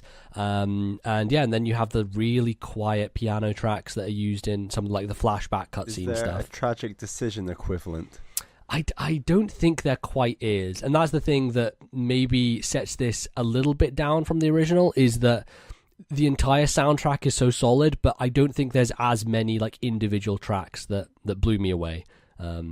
But I loved everything. Like More Ardain, when you get there, it's like dun dun dun dun dun dun dun dun dun dun dun dun, like this really upbeat overworld theme that was very different from Xenoblade game. So yeah, love it. Great music in Xenoblade 2. My winner is, it's quite an obvious pick when you actually think about it, but I'm not sure if you will have included it. Is Shovel Knight Spectre of Torment. Oh wow, nice, yeah. That's a good shout. Shovel Knight just has really, really strong music, and with the sort of expansion games, so Plague of Shadows and Spectre of Torment, while they also include a handful of new songs, what they're really good at is remixing original songs in some really incredible arrangements. So all the levels which have like their iconic theme from the original game, I want to say that in every single one of those levels, Spectre of Torment takes that theme and does something unusual with it. And yeah, there's a twist on each of them. It like that sort of chiptune music is just, there's few games that have better chiptune music than Shovel Knight in my mind. And Spectre of Torment just hits it out of the park again. Like Shovel Knight is just so good for that stuff. Yeah, a lot of those like remixes, I was getting like Mega Man vibes from some of them, which was really cool because that's a huge influence on them, and it makes sense for that game to have that similar sound. So that was great. I did forget about that actually. Like I'm glad you brought that up because I'm like, man, yeah, Shovel Knight Spectre of Torment, really good soundtrack. My winner should be no surprise to anyone who's listened to this podcast. It's Persona 5, without a shadow of the doubt. It's my favorite soundtrack and like since Xenoblade Chronicles. Like it's weird that we're in a year when we get the sequel to Xenoblade and yet it's not my favorite music of the year. But there are moments where the music just is the DNA of this game. Like it's just so perfect in every moment it's used, like from the chill cafe vibes to when you're about to steal a treasure from a palace and it just starts kicking in with Life Will Change. It's like dun, dun, dun, like the guitar just starts riffing and the vocals kick in and you're just like running through the palace to get to this area. It's incredible. I absolutely love every single theme, and you hear it a lot. Like this is a game that is for a 90-hour RPG. A lot of the time, if I was grinding, I would still have the music on, which is astonishing because I don't do that. Like I usually just have it off if I'm grinding and like do something else and don't listen to it. But the battle themes are so good, and like when you finish a battle, like the ending screen has such a great victory melody to it. That, like it's as iconic, I think, as like the Final Fantasy ending melody when you finish a battle. It's tremendous, like absolutely fantastic. My favorite soundtrack in years. Persona 5, so good. Nice. Shall we move on to the next category? Yes, let's do it. Which is biggest/best surprise. I didn't know whether to go with that one or the other because I think they're like slightly different. But it's just like what surprised us this year was the thing that surprised us the most. So what's your runner-up, Bally? My runner-up we talked about earlier in the show, and that is Gorogoa. Oh, nice. Right. Obviously, I did have a couple of issues with that game, but I thought overall, like, it was such a great surprise. Like, it was a game that I knew nothing about until you even mentioned it, MBZ, and then all of a sudden it was like, this is a really great game, and it's very short. It's tough in places, as I mentioned, but it does stuff that even within the fact that it is a surprising game. Some of the mechanics in it are incredibly surprising. Like you think, like I can't even think of any other game that has mechanics similar at all to like what this game goes for when it comes to moving those blocks and lining up stuff like ledges and shapes and creating mechanisms. And it's very clever, very surprising, and fit for this category.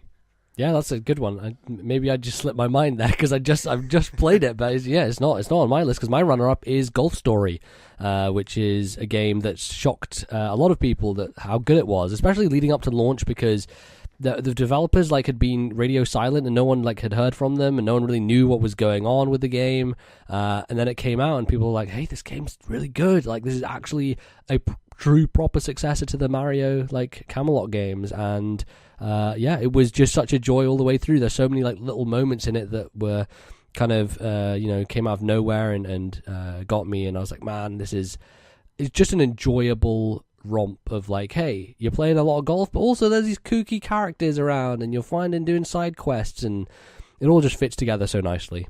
So Golf Story is my runner-up. Well, Golf Story is actually my winner in this category, and I agree with everything you've said. I thought it was going to end up being quite a short game. I ended up sinking 20 hours into it, and every single moment was a joy, and it really mixes up some interesting gameplay in there. It's not just golf, like you said, and it's got some of the best writing in like this year, I would say. Like some of those cutscenes, there's no like voiceovers or anything, but it's the way that it punctuates written text with small and large text boxes and things like that that just adds so much charm to this game. And it's got solid golf mechanics. I thought they were by and large very good. There were some issues with perhaps like the putting and indicating slopes and things like that, but other than that, I thought it was super solid and such a surprise. I think we knew about this game maybe from a direct, like maybe a few months before it came out, and then it just hit and everyone was playing it and talking about it, and it's almost like there was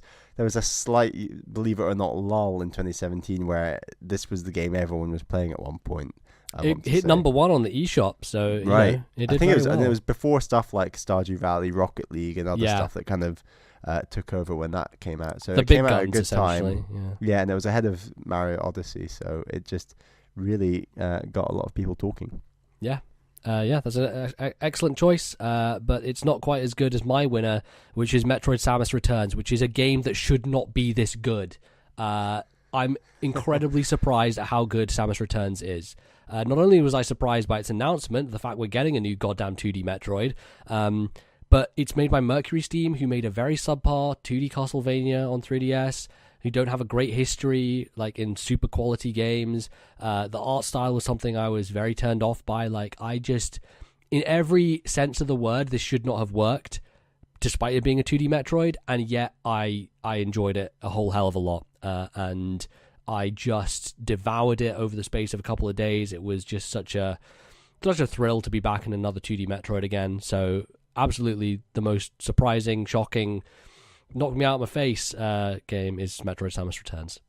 So the next award is the Time Vampire Award for most hours played, which is a very easy one to do. So we'll just maybe mention these, but I'll start off this time.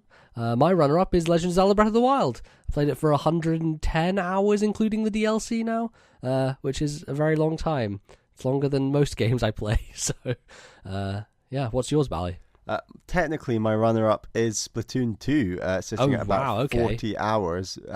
But I know I'm currently playing both Mario Odyssey and Stardew Valley that are both sitting on about 35 hours, and I know that they will both definitely overtake Splatoon 2, even though I also want to go back to that game and play more because there's so much more of that game that's just come out. So it's between those three. It is Splatoon 2 technically, but I think the other two games I just mentioned will overtake it at some point in the near future. But technically for 2017, Splatoon 2. My winner is Overwatch, which should not be a surprise. I put too many hours into that game. I don't even want to look. Honestly, like, my counter I think is broken because it only counts time spent playing in the game, which doesn't count being in the game client, but also like there are certain modes early on when I started playing that weren't actually being counted for whatever reason.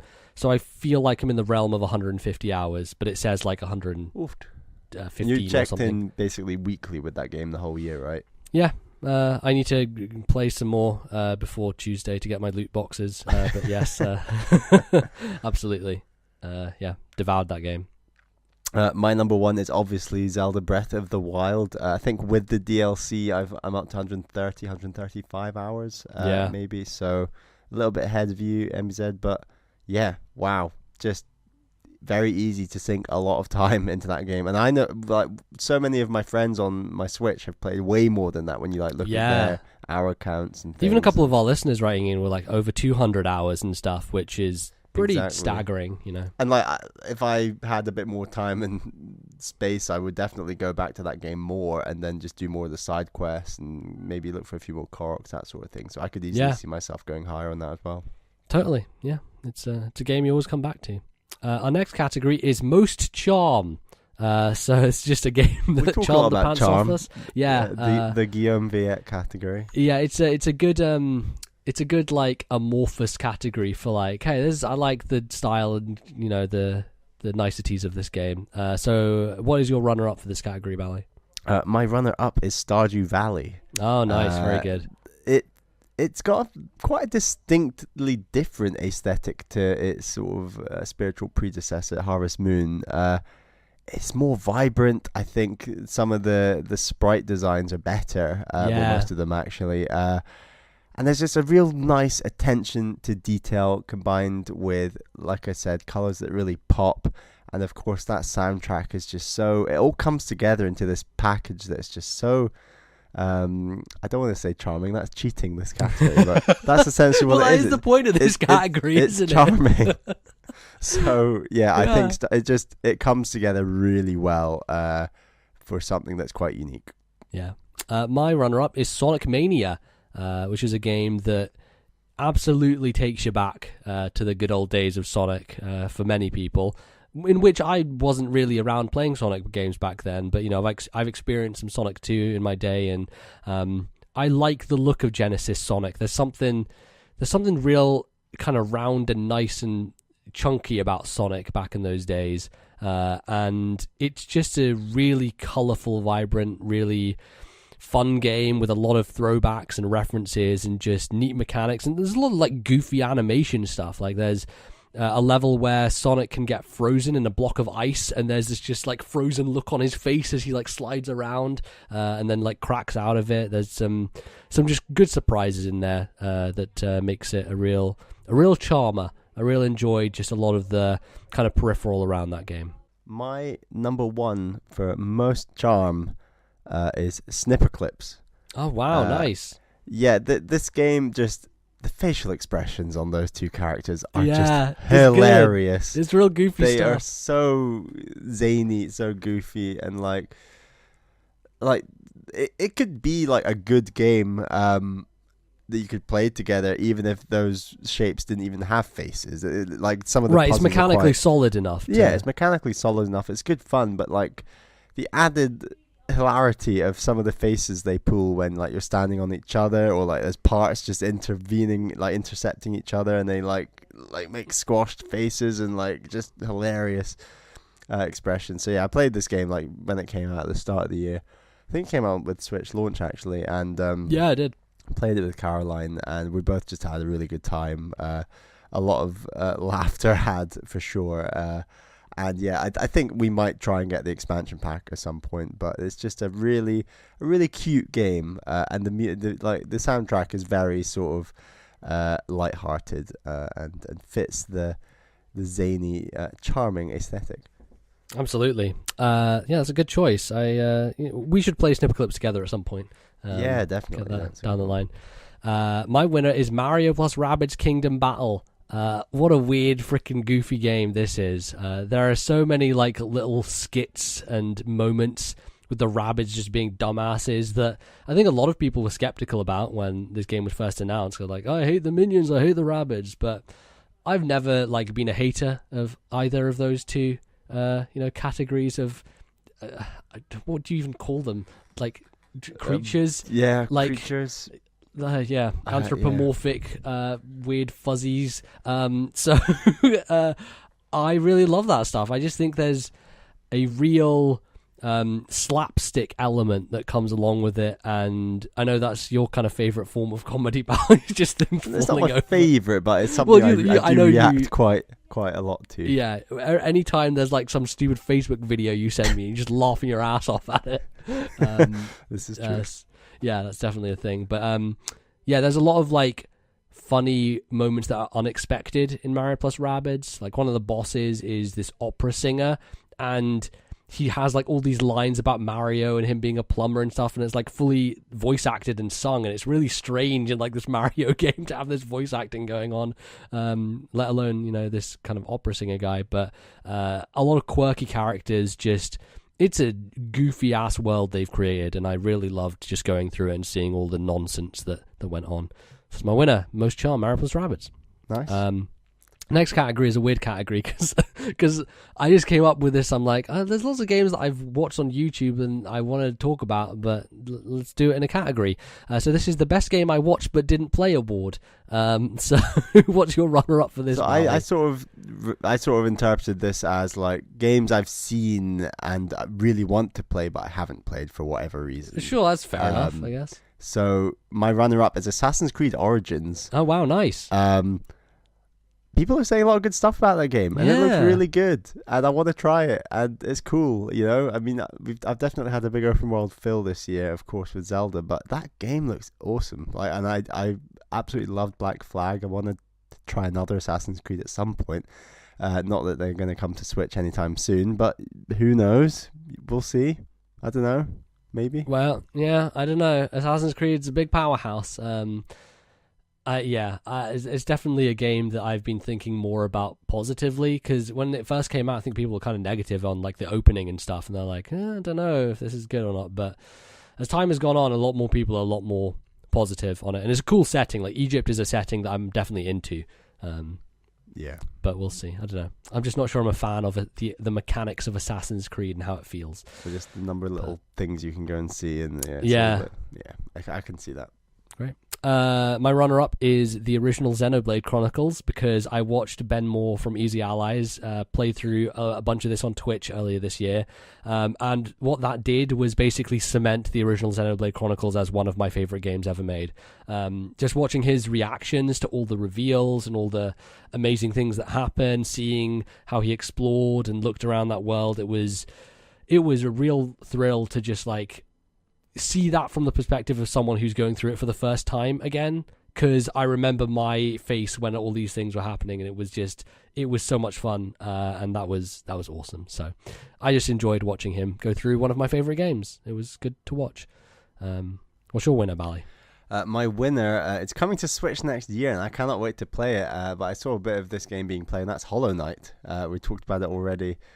That game is going to be great. I love a good Metroidvania. I really listen to you a lot, Emize, when it comes to Metroidvanias and what are the good ones, what are the bad ones, and you really rate this one highly. And I just think it looks really good. Like it looks really fluid to play, and I think being a fluid game to play is very important when it comes to Metroidvania, especially. It is. My one worry with you, Bally, is this game is fucking hard. And when I say fucking hard, I mean like really hard. Let's give it a go. I mean, I managed to beat that SteamWorld Dig 2 boss first time round. You're right. So, I've got my chops when it comes to Metroidvanias. It's just...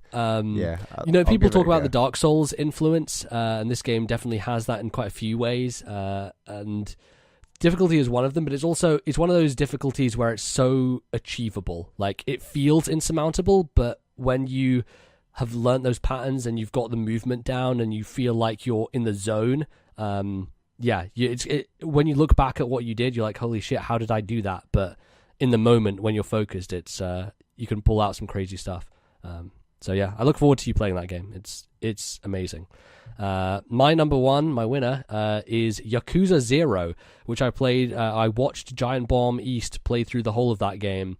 And that is the most tonal whiplash I think I've ever seen in a video game, in the sense that it goes from this incredibly serious, like really well-written narrative about like Kiryu and like his dealings with the Yakuza and how he's been kicked out and like trying to get back in, and like all these crazy things that are going on, and like these backdoor deals and all this stuff, contrasted with like, oh, now you have a chicken who's your financial manager and you're running a hostess club, and there are these stupid side quests with basically a guy who's basically Michael Jackson. They call him something else, but he's literally Michael Jackson, and you help him shoot a music video, and there's so much goofiness in this game. It's crazy like how it goes from this one tone to the other with such like disregard for any of like the shifts that are taking place, but I really enjoyed watching through that game. It's made me interested in the Yakuza series in a way that I just wasn't before, and so I think I might pick up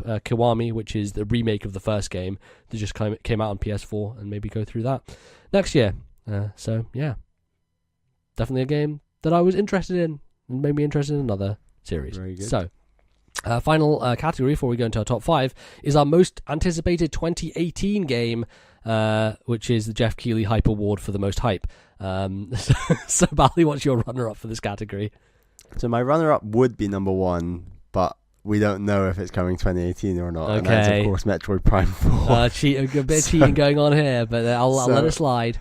So we don't know if it's coming. I probably would put my money on it's not coming in 2018, but who knows? No. So obviously there's a lot of hype about this game, and there's a lot of hype about a game that we know very little about. So yeah, maybe take it with a pinch of salt, but we'll. I think either way, we're going to see some stuff at E3 on this, surely. Oh, yeah, no, 100% we'll see see stuff about Prime 4 at E3. Yeah, no doubt in my mind. Yeah, but, so I'm excited to see what it's like. And, like, I really want to play Prime 3 in 2018. I meant to play it all this year, but this year just got way too busy with other stuff. So yeah, absolutely. That's one I want to start early next year. My runner-up is Ori and the Will of the Wisps, the sequel to Ori and the Blind Forest, one of my favorite games ever made. Reason it's not the winners because we just haven't seen enough of it yet. Like, we just seen those short kind of cutscene moments, no gameplay so far, and I'm very curious in the direction they go and what new abilities we have and how expansive it is. That team made an astonishingly good game, and I could not be more excited to have another one because it's so good.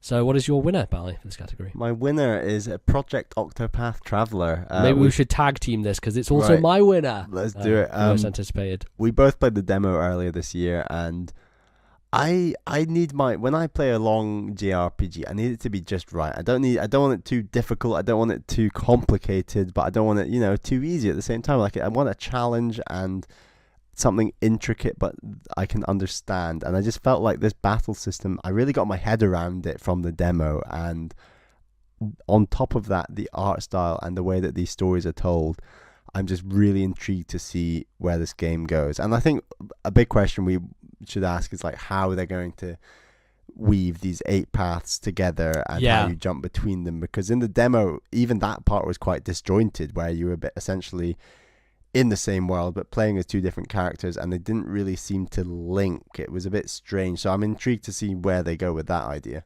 Yeah, for sure. I definitely want to know more about, like, how the overall game structure is laid out, but from what we've played so far, I'm just in love with everything about this game. If I were to break the rules, my winner for best soundtrack might be Project Octopath Traveler, because it is that good. All the stuff that we've heard so far, I'm in love with that. So this game looks very special, and like when it was revealed in January, at the start of this year, I was like, oh, that seems cool. Like, that's this cool like aesthetic they're going for, but this game goes way beyond just that aesthetic value. It's a lot richer in a lot of ways that I didn't expect. So yeah, very much looking forward to that game. And so with that, we have wrapped up all our categories. Some really cool, interesting games this year and that we played. So yeah, good stuff. It's time to dive into our top 5, which means going through all the games we played and deciding whether they belong or not. Do you remember doing this last year, MZ, and the number of games we talked about? Yeah, maybe. I don't know. Like, it wasn't a great list, generally, as far as it wasn't a very good list, and it was quite a short list. Yeah. This is now like a very good list and a very long list. Yeah, definitely. So I don't know how you want to do this. Do you want to just go down the list and one by one say what we think? I think we should first of all say we've got 19 games here and quickly reel them off. And okay. I think we should do some knockouts, take out a few. All right. Do you want to read down the list of what we got so far? Sure. So we've got Zelda Breath of the Wild, Mario Odyssey, Metroid Samus Returns, Mario Rabbids, Fire Emblem Echoes, Shovel Knight Spectre of Torment, Dragon Quest 8, Mighty Gun Volt Burst, Splatoon 2, Sonic Mania, Golf Story, Bye Bye Box Boy, Gorogoa, Earth Atlantis, Yono and the Celestial Elephants, Xenoblade Chronicles 2, SteamWorld Dig 2, Snipper Clips, and 1-2 Switch. Wow. It's a lot of games. Quite a lot of games. So let's just say that Zelda should be on the list, maybe. Let's just put that on the list. Yep. Let's say maybe Mario should be on the list. Yep, I think Probably. we can. Yeah. They can, I'll turn them red. Okay. For now, and then for all the listeners who can hear you turning them red. Yeah, exactly. On our Google document that you can all see quite clearly. Okay, let's start proposing some cuts then. I think we should cut Bye Bye Box Boy. You haven't played it, and it is the third Box Boy game. I like it. Yeah, I like it a whole lot. I think that Bye Bye Box Boy is a fitting end to the trilogy. I hope they put out a collection on Switch for people who miss these games because they are really fantastic. I'm a big fan of the Box Boy series, saga, one might call it. It's great. It's just not good enough for this year. This year's too good. It's tough. I might get around to it at some point, but I did get a little burned on the last. box board. Yeah, But yeah. there's just so much to play that I don't know if I'll get to it. But Yeah, I like that game a lot.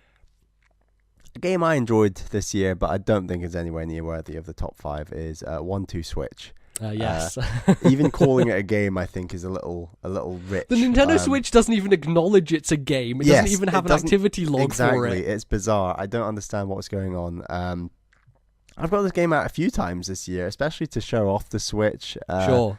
It's very good. I mean, a couple of crowds I brought it up with, they were like, "Oh, I don't play games. I don't play games." It's like, it's not a game. This is just it's just a Nintendo Switch, and like we're gonna do this thing, and like it does feel less gamey even than something like Wii Sports, which I guess, while it isn't an advantage in my book, it'll certainly appeal to some people a little more, where they feel like it's a little bit easier to get their head around, perhaps. And like Caroline got it for my birthday, and I wouldn't recommend spending lots of money on this game. I don't think it's worth it in that sense. But in terms of a fun time and a fun party game, it does actually do its job pretty well.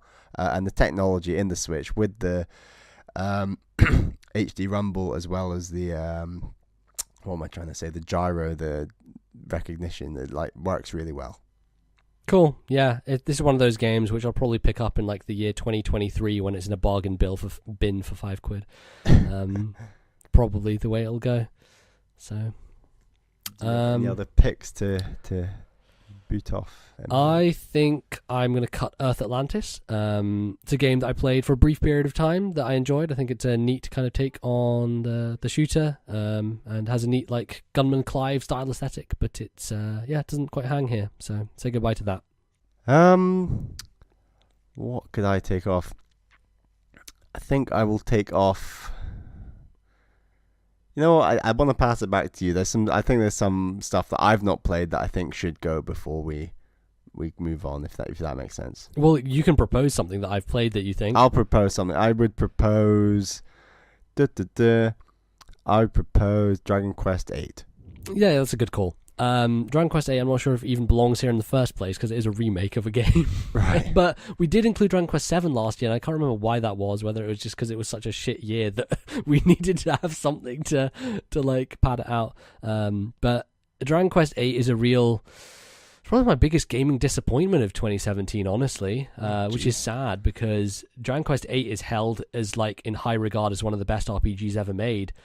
I just really don't see what people are talking about. I don't know. It's I'm sure it was amazing for its time, but it just I don't think it's aged particularly well. The story is very simple. It's very Dragon Questy, and I think the voice acting is actually pretty excellent across the board. Like that's one of the strengths of this game. It feels like Xenoblade Chronicles because they have a very British voice cast, and it's very well done. But it was very grindy towards the end. It went places that I didn't find as thrilling as, you know, some other stuff in Dragon Quest I've done. Yeah, it was fine. It's a good. I view it as a good Dragon Quest game. I just don't think it is this thing people hold it up as, which is so often the case with us in old games. So there you go. Although this one is more modern than some of the other ones we talk about. I think I'm going to take off Yono and the Celestial Elephants. It's a game that is a really cool little Zelda title. It does what it does very well. It looks nice. I enjoyed just plonking around as Darth Maul. That was cool. I really like the costume stuff they do in this game, and the fact that you have a Link costume and all these homages and stuff. But I don't think it quite hangs with the rest of these, unfortunately. It's getting a little tougher now. It is, yeah. Just a little bit. There's a lot of very good games here, so I'm cutting a very good game, but I don't think it will make top 5, and that's Snipper Clips. Okay, all right. I just won my most charm of the year, but it's a very good game. I think that the formula, like the fact that I'm not sort of dying to get the DLC already and play more, does say that the formula is good, but not quite as addictive as I might have thought initially. Right, because I remember you being really positive on Snipper Clips. And I still think it's the go-to game if you want to pass a Joy-Con to a friend locally and play a game together. I think it's still much better than anything else on Switch, really. Totally. And it just does that job so well. So can't recommend it highly enough, but maybe not worth top 5 games of 2017. Yeah, fair enough. I'm going to propose something bold, Bally. Help. I'm going to propose we kill Splatoon 2.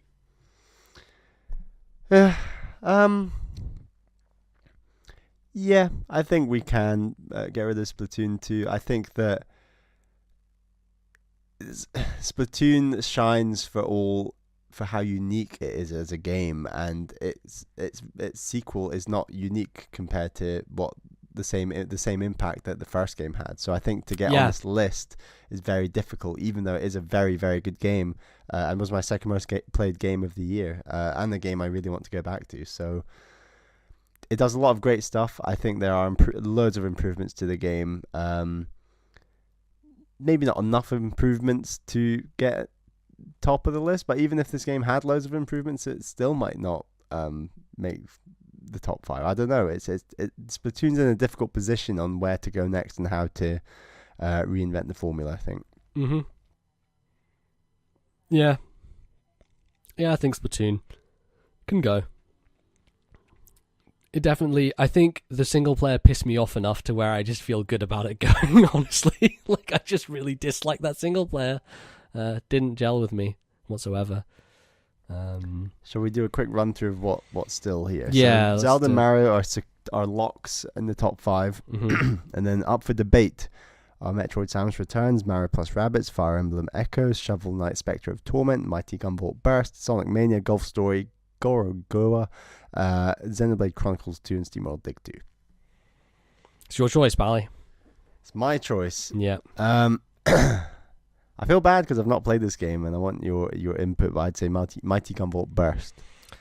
Yeah, it's really good, though. Like, it was actually, if I had a third game for biggest surprise of 2017, I think it probably would have been this game, because I did not expect for this random kind just of like a little game that you picked up because I didn't have anything else to play. Start, right, like I'd finished Zelda and I was like, I need something, so I picked up Mighty Gunvolt Burst, and it's actually a very solid Mega Man game.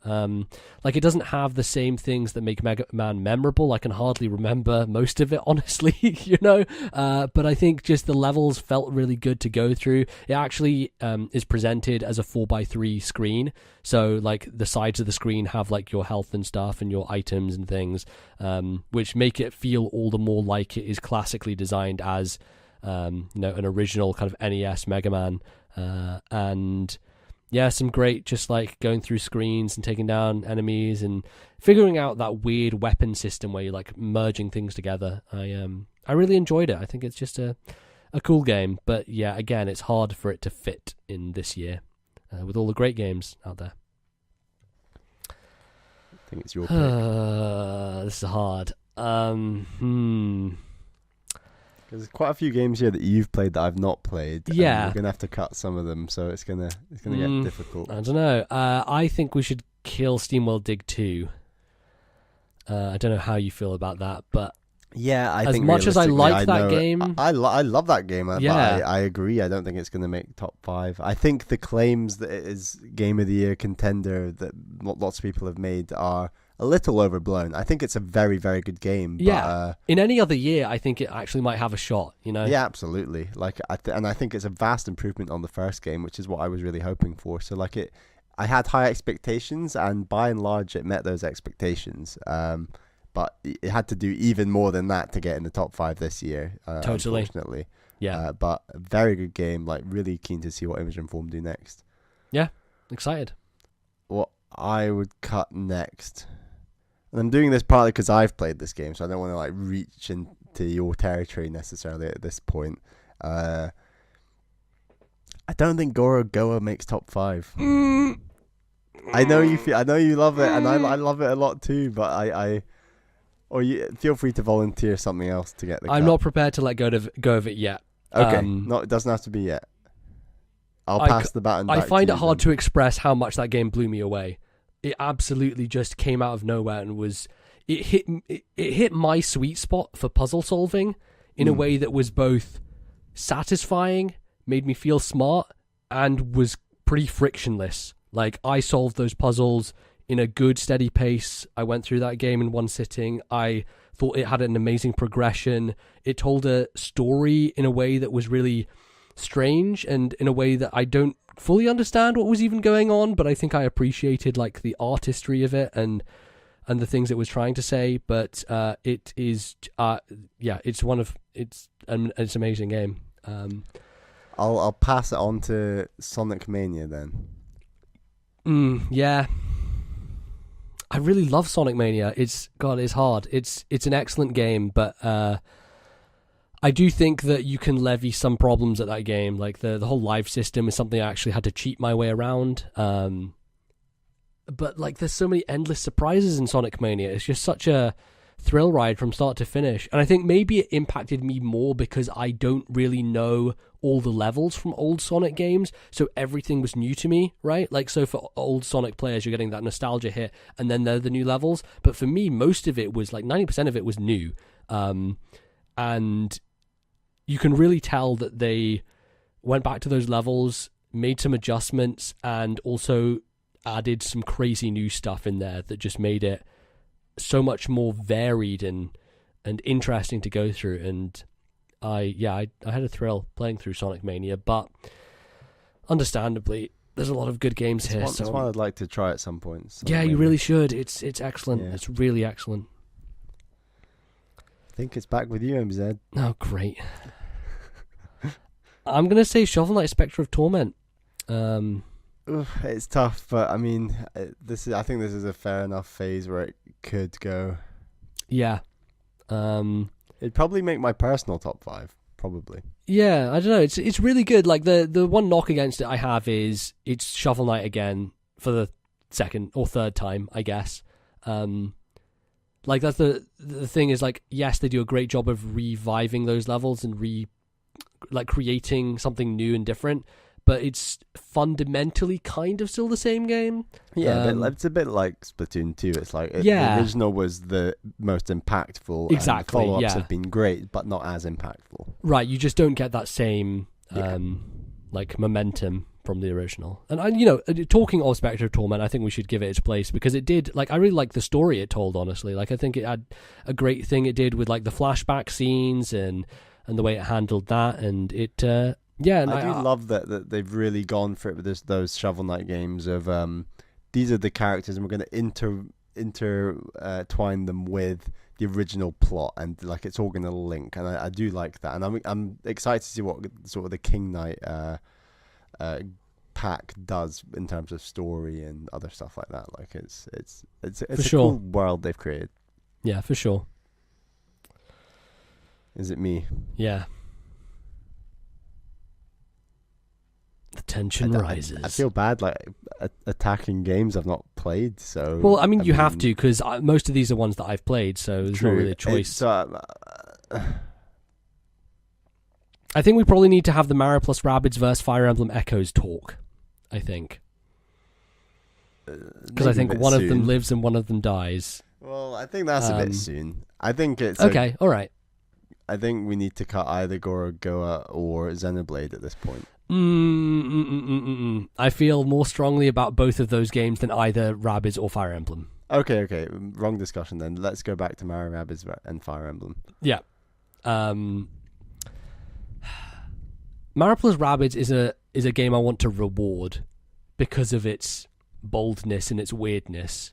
Although Fire Emblem is quite a bold and weird Fire Emblem, isn't it? Yeah, it is. And like Fire Emblem Echo, so here's the point. Not as bold and weird as Mario Rabbids, though. No, definitely. But like Fire Emblem is a remake, right? So it can only be so. And 90% of its boldness and weirdness is because that original game was bold and weird. So that is a thing that you can levy against it to some degree. But it felt so refreshing after Awakening and 3 Fates games to just go back to this old school, like really, like completely different style of Fire Emblem game that wasn't concerned with the marriage and kids stuff, that was all about changing things and making things feel different. And I think the voice acting and the storytelling is the strongest it's ever been in a Fire Emblem game in Echoes.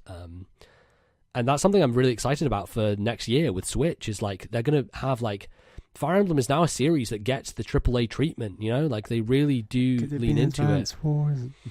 It's, yeah, but I don't know. There's something about Advance Wars and storytelling that doesn't really work in my mind. I mean, they actually have to do one that has a good story before. Exactly. Or even a semi-good story, which they Right. haven't done yet. So, Exactly. I mean, that's the next step, I think, but we'll see. Yeah, Echoes is a great game. I think that there are issues with it as well, but like it also kind of corrects those issues within its own design. Like there is a map in that game where there is a canter, and canters are these enemies that endlessly spawn more enemies, basically. And in the reviews, it divided people. A lot of people fucking hated them. I thought that they were an interesting challenge that presented something that was different from what Fire Emblem had done before. But there is one canter that spawns 4 like necro dragons, like these giant fucking dragons. Every turn will spawn 4 of them. And this map is fucking hell. Like, it is lava, and you go through the lava, you take damage, and there's these tiny like little spots you can go to, and there are archers on the fort, and like it is just insanity. And if this had been any other Fire Emblem game without the mechanics of Mila's turn wheel, which allows you to rewind time and redo a turn, I think I would have maybe rage quit the game, because it was so difficult. But because I had the ability to rewind time and just redo stuff that I slightly fucked up on, it allowed me to get through that in one go instead of having to like do it again and again. And I think that's a great innovation for the series. And despite the fact that it's just this one story thing that is tied into Echoes, I really think they should maybe bring it forward into other games, because it just works. Like it saves a lot of that bullshit time wasting when you make that one mistake on a Fire Emblem map and redo the entire map. It lets you reassess the situation and just not die for one single stupid mistake. And that's smart. Like, that's a way to refine the Fire Emblem formula and make it so that people like me aren't spending countless hours doing the same map again and again. It's great.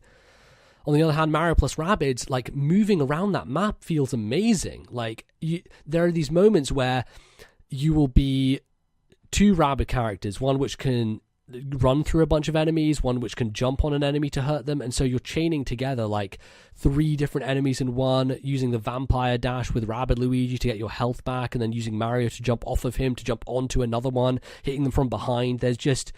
And because you can do everything out of sequence, like you can do it in any order you want, you can like shoot then move, or move then shoot, and then jump, and then run through. Like, everything is so free-flowing and allows you that level of doing whatever you want that I really enjoyed it. So it's really difficult to like choose between these two. I have no idea what to do. Tell me, Bally, which is the game you're most interested in playing from what you've seen of both? Definitely Mario plus Rabbids. I think in terms of Fire Emblem, I've got my own sort of backlog that I'm dealing with, and Fire Emblem Echoes doesn't really have a part to play in that backlog necessarily, because I'd rather just beat that backlog and then maybe get involved in the Switch version next year. Yeah. So in that sense, Mario and Rabbids is just more interesting, more up my alley, I think. So yeah, I would back cutting Echoes at this stage. Yeah. But I mean, we got 8 games and we've got to cut 3, and it's I know. So let's cut one of them for now, though. And I'll let you pick. It sounds like you want to cut Fire Emblem more. Let's cut Echoes. Yeah. Let's cut Echoes. Okay, right. So I feel like there are 4 games that are going to be on this list, and there are 3 games that are on the periphery. Because I feel like Golf Story is going to be on this list. Yes, I'm glad you said it. I also feel that for Metroid, which I think you're feeling as well. Yes. Okay, right, good. Right, so... shall we put 1 into red or 2 into red for now, and then have that big 3-way debate? Or... Yes, yeah. I think that's probably the best idea. Right, are we making Metroid and Golf Story red? Yeah, let's do that. Okay, let's do that. See, because Golf Story is one of those games that is not going to be on my personal top 10 list. Really? But Dude, there are way too many fucking games. Have you played Danganronpa V3? That game is mind blowing. Exactly. So there's a lot of shit. I am intrigued by your top 10 when that yeah. Sure. So yeah, it's one of those games that I know you're gonna fight tooth and nail for. Oh, you know it. I figure we might as well just have it on the list to begin with, and then we'll figure out where it goes. So between Gorogoa, Mario plus Rabbids, and Xenoblade 2, and you've only played one of these games. I've only played one of these games, but the amount you've talked praise for the game, I actually think, not to put words in your mouth, but I think you would back Gorogoa into this top 5 above the other two. I don't know. I think it's between that and Xenoblade for me. Yeah. Shall we just in the meantime cut Rabbids then? Oh god, that was so pointless, wasn't it? Having that echoes to me. just cut Rabbids. I feel so bad for it because I do like Rabbids a lot, but even Rabbids isn't in my personal top 10. So, like, how stupid is this year that game that's so cool and bold and weird isn't? Yeah, let's cut Rabbids, I guess. Fuck. Why? Why do we have to have a top 5? Fuck's sake. Sucks. I hate this. Then there were 2. And then there were 2. So at the moment we've got Zelda, Mario, Metroid, Golf Story in the top 4. Mm-hmm. Or top 5, whatever we want to say later. Yeah. And we've got one more space in that top 5. Yeah. For either Gorogoa or Xenoblade Chronicles 2. I like Gorogoa a lot, but I don't feel overly strongly if you want to put Xenoblade above it. So I'm afraid a lot of this is up to you, NPC.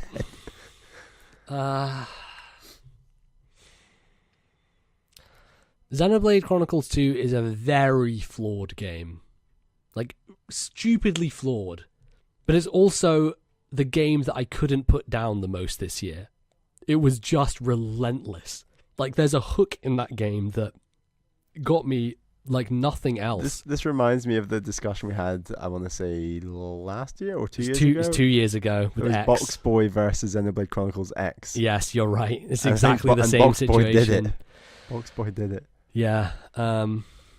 This game is better than Xenoblade Chronicles X for sure, in my mind. It does definitely sound like you have that view. Yeah. And I do think that the storytelling is weaker in this game. I don't think the characters are as strong. I don't think I connected with them as much. It starts to get interesting and then it doesn't super pull that off. And I think a lot of the reason why I'm coming out of it a lot more positive is because that ending is such a crowd pleaser for someone like me. Like, it really fucking nails it for me.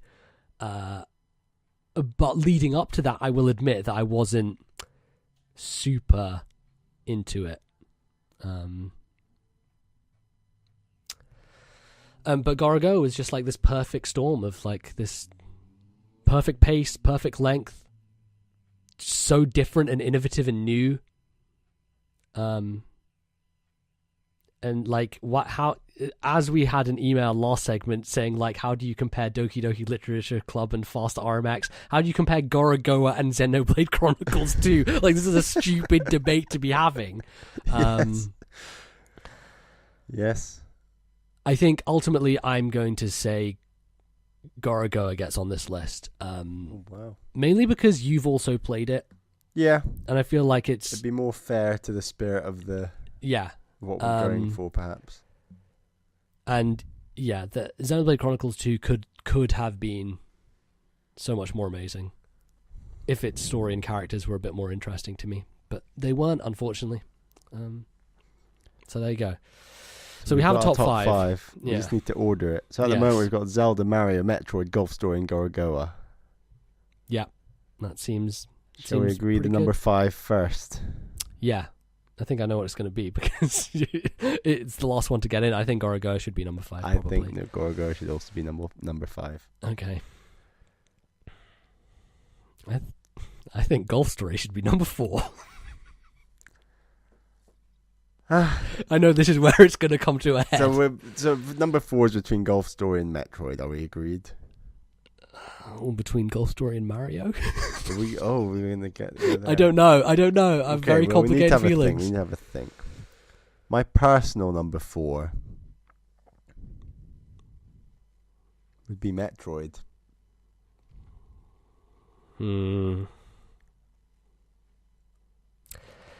There's a lot of issues with Metroid Samus Returns. Yeah, like my hand dying. Yes, you're right. Boss. Yeah, no, I know. Yeah, but at the same time, it's like the longest 2D Metroid. That could be argued as a bad point. That as could well. be argued as a bad. I think that does slightly go beyond the Metroidvania sweet spot as we were discussing. A little bit, yeah.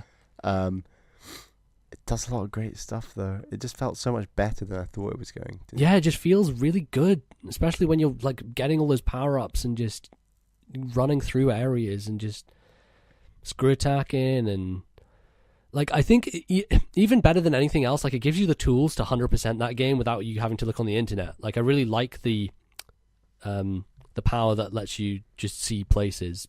Yeah, it's very good. You're right. I hardly had to go to any sort of guide or anything, really. It was really intuitive. And having that map system on the bottom screen just the whole time, like that's a thing that I've been wanting to have in a Metro game forever. Yeah, for like, it should have been on DS and then... Yeah. Like original DS and then could have done it, but... Dread died for our sins. Assuming we love Metroid, is there any conversation at all that Mario should be as low as 4? No.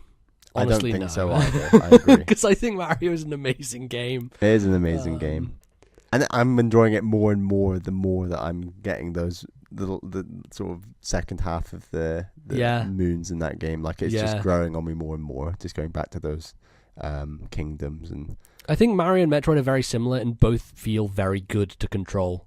Like running around in both those games just feels fantastic. Very good. I agree. I think Mario like just has it in terms like I'm not sure there is a game that has felt more perfect and fluid in 3D than Super Mario Odyssey. Yeah. I think it might be like the greatest feeling 3D movement platformer ever made. Yeah. But there are also like a lot of moons in that game that are kind of fluff, and I don't know if I want to criticize that or not because the movement is so fun that I didn't actually care. So like I think a lot of people like levy that concern at it, and I'm like, well yeah, but also I don't know, I like running around this place. What's an example of a fluffy moon, or like a type of moon that repeats itself through kingdoms that you're like, ugh, not this again, sort of thing? Was there? The Goombas, like every time I saw the Goombas, like, oh, I know what I need to do. I just need to do it. Stack the Goombas. Stack the Goombas. There's the female Goomba. Yeah, there's the races, which I actually like the races, but they do both those. Yeah, the races I absolutely love. I originally thought it'd feel a bit like a chore, like, oh, I have to do a race every kingdom. I know, but I love it. I absolutely love it. Even failing it a few times and redoing it, and like that loop is really addictive. Like I really enjoy it. I actually do enjoy the puzzle of like finding the Goombas and stacking them and seeing the female Goomba, whatever. I quite like that, but. Yeah, I just felt that there are a lot of repeated concepts and ideas for moons across worlds. Yeah. So like you always like find seeds to plant in a pot, and you have to they're not do good. That. They're the worst. I don't like. That's a very collectathon sort of. Traipse across the entire world and find the seed and then return it all the way to this thing. I was generally pretty lucky with those because I was doing a lot of this like grand sweep anyway myself. That I did come across them naturally. Like I don't think I ever had to look up where one was.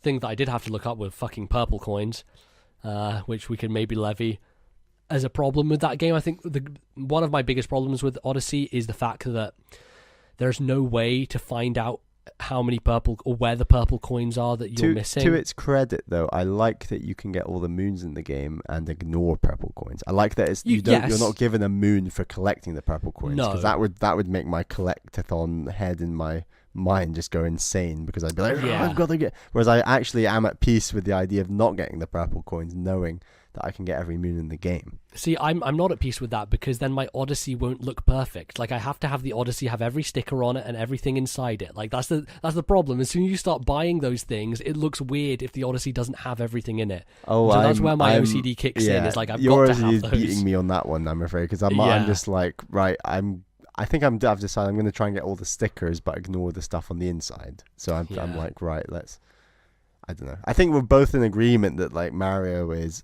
higher than the space we're talking about right now. Probably, yeah.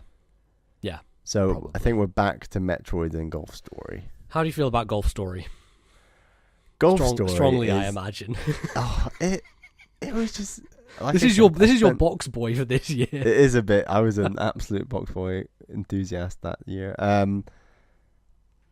Golf Story was just longer and more enjoyable than I ever would have given it credit for, and I think I had very little frustration with any of the golfing stuff. I think I have had experience and I'm quite good at that style of like mechanics based swingometer golfing essentially, and I thought that part was quite satisfying and well done. And the HD rumble, like when the ball goes in the hole and stuff like that I just was not expecting at all. I was like, that is really cool. I love that about this game.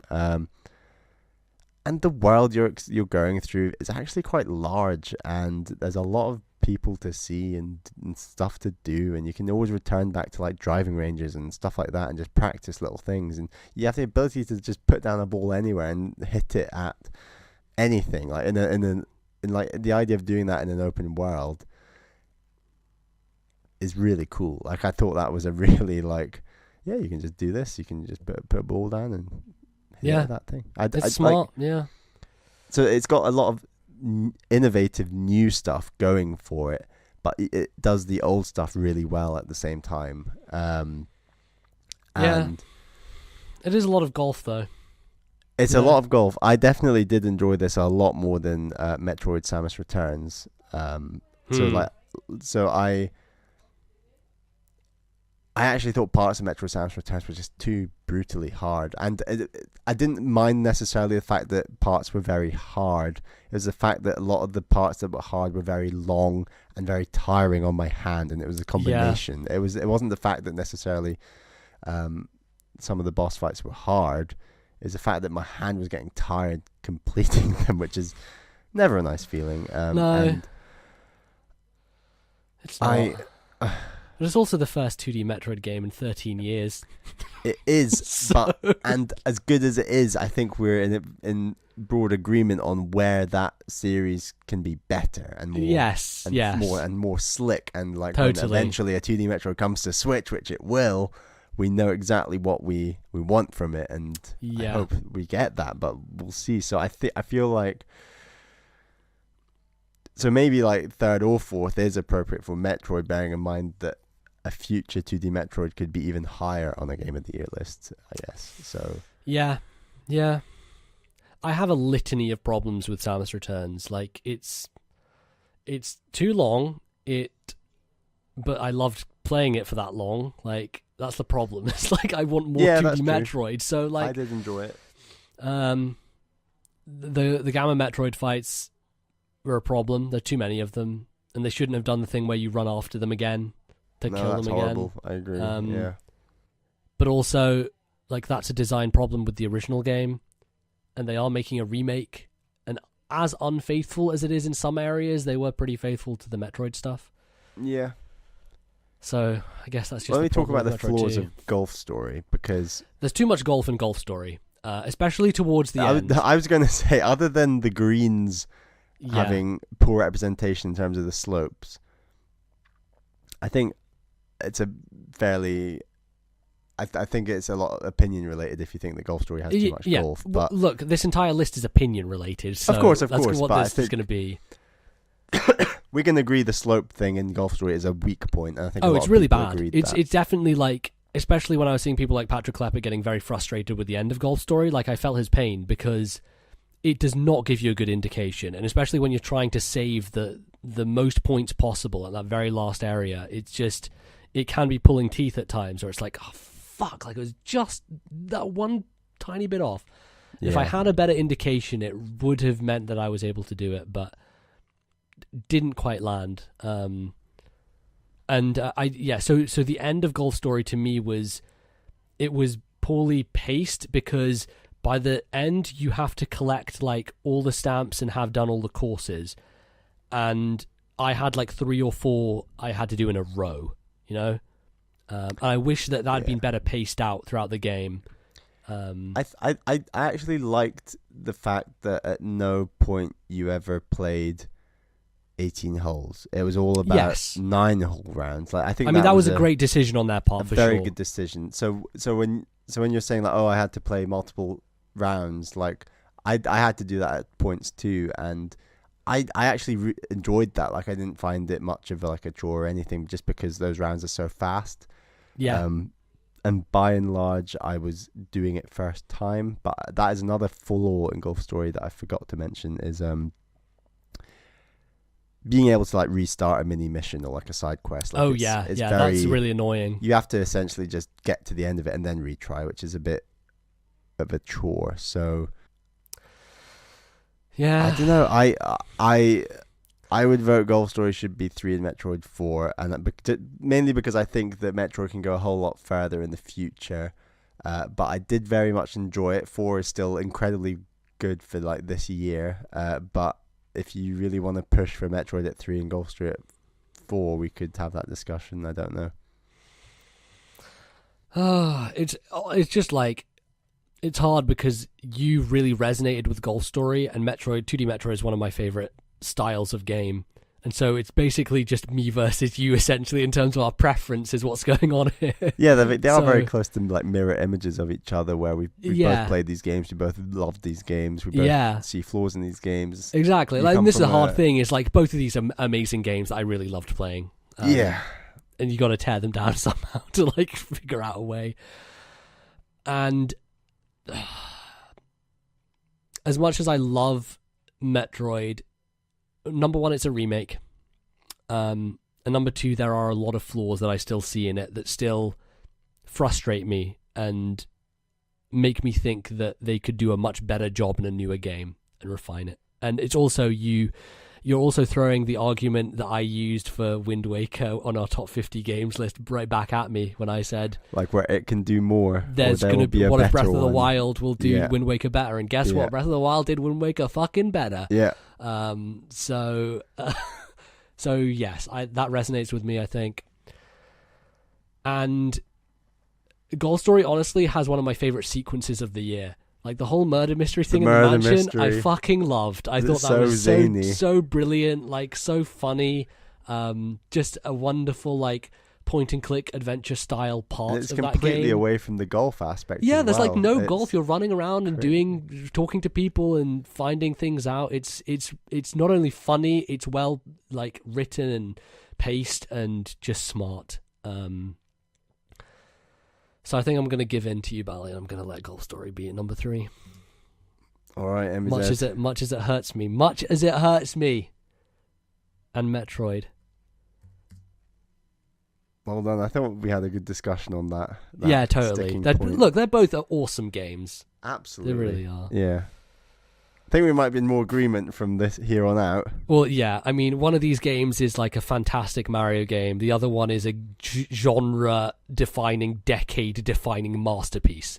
Right. Mario is fantastic, if not the best 3D platformer of all time. I think that it's going to take me a while to think about whether I prefer it or not to something like Mario Galaxy 2. I think I'm still in that indecisive mode. Either way, it's not completely redefining the genre, as you said, and I think Zelda is quite clearly doing that. And the number of people I speak to, like my friend Alex, he's like, I sort of said, Zelda, it's getting a lot of games of the year like awards, and he's like, I see that, and I'm like, you really need to, as I say, like, you really need to get a Switch and try it out. He's like, I know, but is it that much better than, like, I feel like I've done that style of game before with like Skyrim and stuff, and I'm like, right, I'm the wrong person to speak to about this because I've not played as many open world games as many people, but I say, look at all the people who like have played way more open world games than me, like yourself, MBZ, and even you rate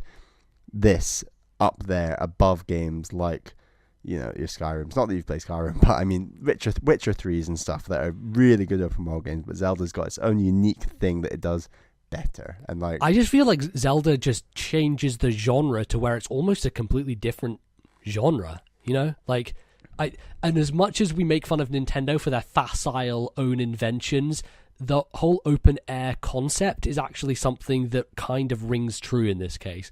Because I think The Witcher 3 is the pinnacle of classic open world design.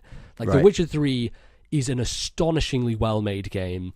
It has one of probably my favorite narratives in video games. It is so well paced and written and all that stuff, but it doesn't have the creative freedom that Zelda does. And that's the difference. Is like, Zelda is an open world game, but it's also a physics puzzle box. It's this weird like mishmash of these two genres that create something wholly new and creative and crazy. And you're enjoying those physics style puzzles both in the open world and inside shrines. It's right, like there are puzzles designed around it, but also like you can create your own scenarios within that space. Yeah. And like the Bokoblin encampments where you have a million ways and a million different types of weapons and the ways you can use those weapons. Like Breath of the Wild is a game built for custom-made challenges. It's like, okay, let's do a challenge between you and me, Bally. Let's take on this Bokoblin camp. You're only allowed to use X weapon, or you're only allowed to use the runes to take down this camp. See if you can do it, you know? It's like that game that's built for creativity in the play style. It's incredible. And as we said earlier in this episode, when we were talking about the DLC, it's that loop of exploration, discovering shrines, going to towns, meeting people, doing side quests, doing those shrines, and then discovering more land later on is just a fantastic gaming loop that I don't think there's a better loop in any game I've ever played. Like, it's just so enjoyable. It's also a game where you can just get lost. You know, like there was a couple of hours when I first started playing the game where I took my horse and I just rode. And I just rode for miles and miles and miles, and I had no idea where I was because I hadn't opened up any of the towers at that point, maybe one or two towers, but I was just in this blank landscape. I had no direction, nothing around me, and I was just galloping, and I went from fields to different areas of rock and eventually climbed up this really high path, and I suddenly found myself at the entrance to Death Mountain, or one of the entrances. I'm like, holy shit. Like, how did I get here? It just came out of nowhere. And then, like, I tried walking in, and all of a sudden my horse was set on fire, and I started burning, and it was just crazy. And I was like, oh my God, like, I was not prepared for this whatsoever. But I just went off on this adventure to nowhere, like, with no goal in mind, just exploring and admiring the landscape. And it was so incredible.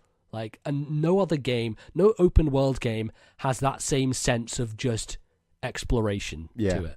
And when we both started the game, and even though you were quite a lot of hours ahead of me, I still managed to do something completely different to anything you'd seen or done so far. Because obviously I started with like the Zor dungeon, and I said, "Oh, I met this guy," and you're like, "Stop, Bally, stop! You're spoiling." Like, I'm like, "Oh yeah, okay, yeah, no, of course you've not seen any of this. I'll play on." And then we kind of like.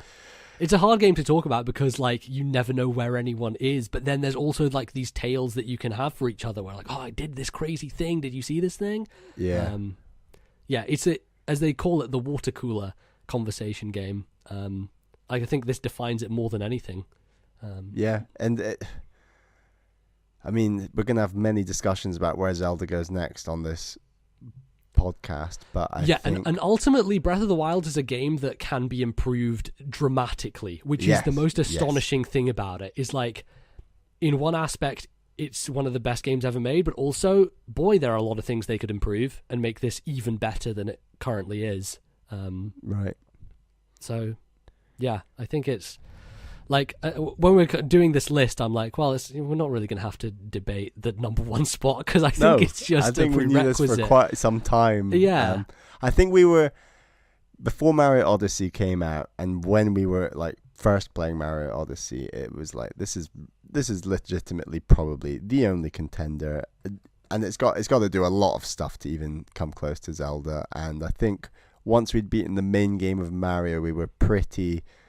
We didn't have this discussion, but I think without talking about it, I think we were both fairly sure that it's a very good Mario game. But look, in any other it's not year, touching Mario Odyssey Zelda. runs away with Game of the Year for most places.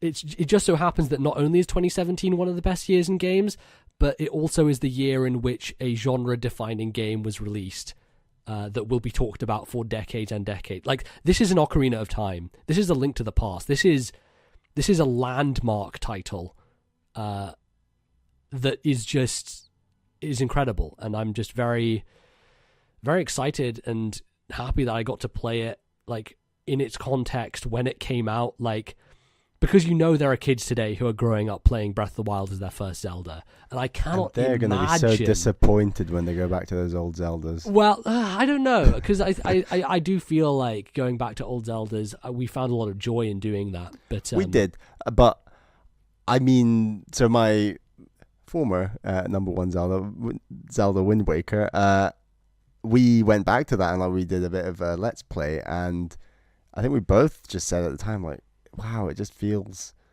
because I think we started the Let's Play before Breath of the Wild came out, and we're sort of in the middle of the Let's Play still, but after Breath of the Wild had come out, and we were like, this is hard to like go back to, even though this is a very good looking streamlined HD remake. It's like there is still a huge gulf between almost everything mechanically about this game and Breath of the Wild. Yeah, I think the biggest compliment I give Breath of the Wild is that it feels good to control Link. And I think that's been a theme of like, hey, Samus feels good, Mario feels good. This is the best Link has ever felt running around. Like, because as great and as well designed as Skyward Sword and Twilight Princess are, I never felt that like moving Link was something that I enjoyed doing. Like, it was just a means to an end to go and do the puzzles and going through the dungeons. There's a lot of awkward moments where you get stuck on something, or where you're like, okay, climb that. No, don't come down off the vine, go up the vine. Like there are all those moments of like mini frustrations in moving Link around an area. And in this game, it just feels so perfect. It's just, this is how Link should move. And I think they tie that into the system of him being able to climb everything. Like, he has to feel like everything is tactile and able to be surmounted. It's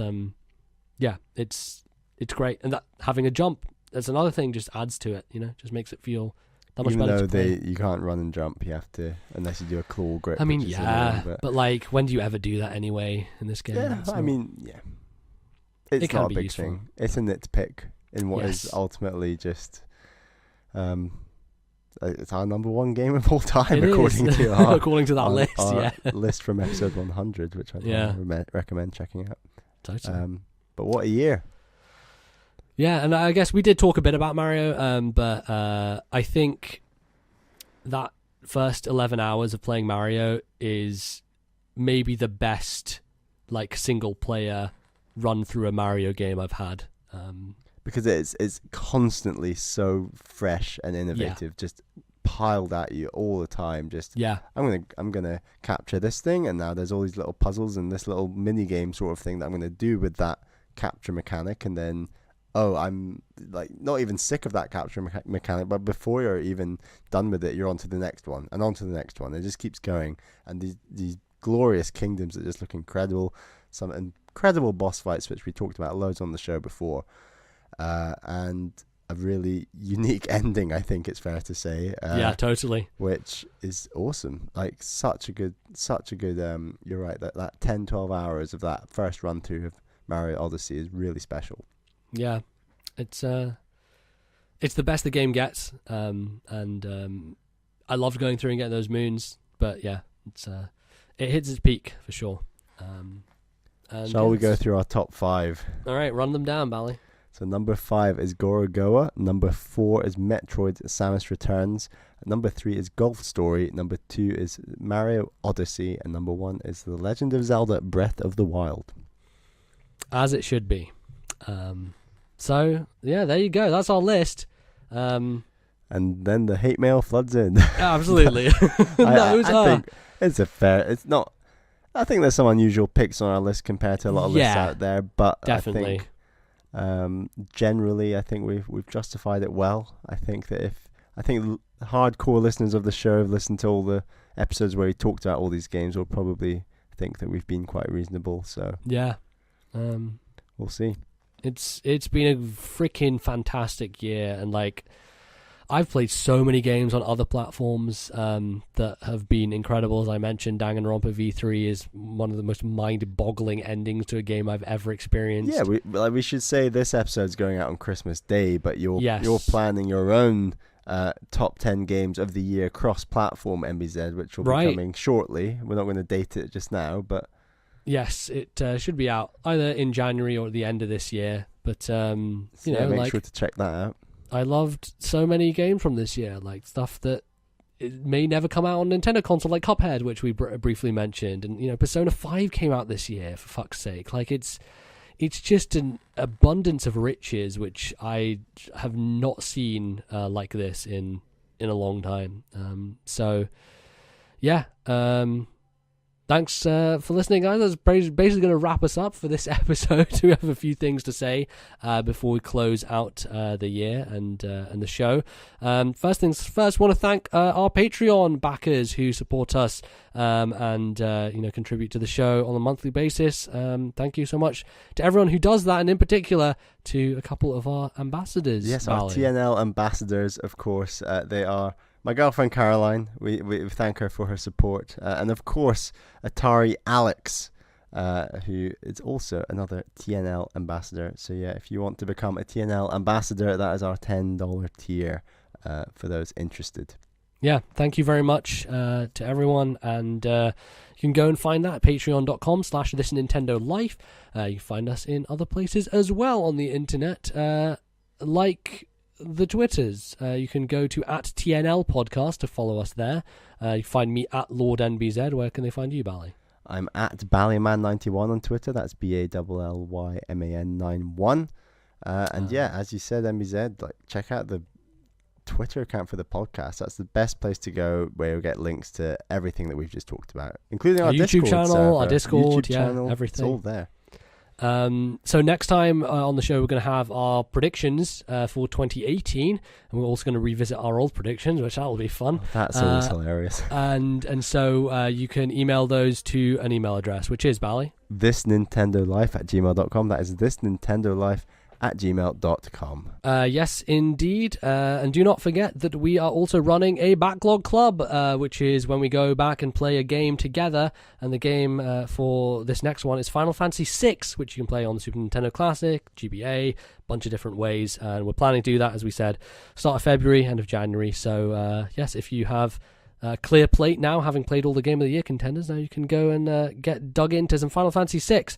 We'll want to hear from you on that as well. Send some emails, go to our Discord. There's a chat set up for that as well. If you want to find us, we're in various places. We're on iTunes, we're on Stitcher, we're on any podcatcher you can find. I keep saying catcher instead of catcher. I don't know why. Podcatcher just rolls off the tongue. And you can review us there. And if you would love to give us a present for the holidays, send us a review on iTunes. We really do appreciate those. It's been a little while since someone has left us a review, but every time we get one, it warms our heart. We'll read it out on the show. It'd be a nice end to the year. Yeah, absolutely. Lets more people find the show. It's really one of the best ways to help us. So that is highly appreciated. Yeah, Bally, it's been a good year. It's been a good year for the podcast. Quite a year. My expectations need to be lowered for 2018. I don't think they're going to match 2017. But, there's a lot of great stuff coming out, and I'm sure there's going to be plenty that we don't even know about yet that we're going to be playing next year. So bring it on. Yeah, absolutely. So with that, we are going to close things out, and we'll see you next time on another episode of This Nintendo Life. Thanks, folks. Have a good holiday. Merry Christmas, and have a good New Year. Goodbye.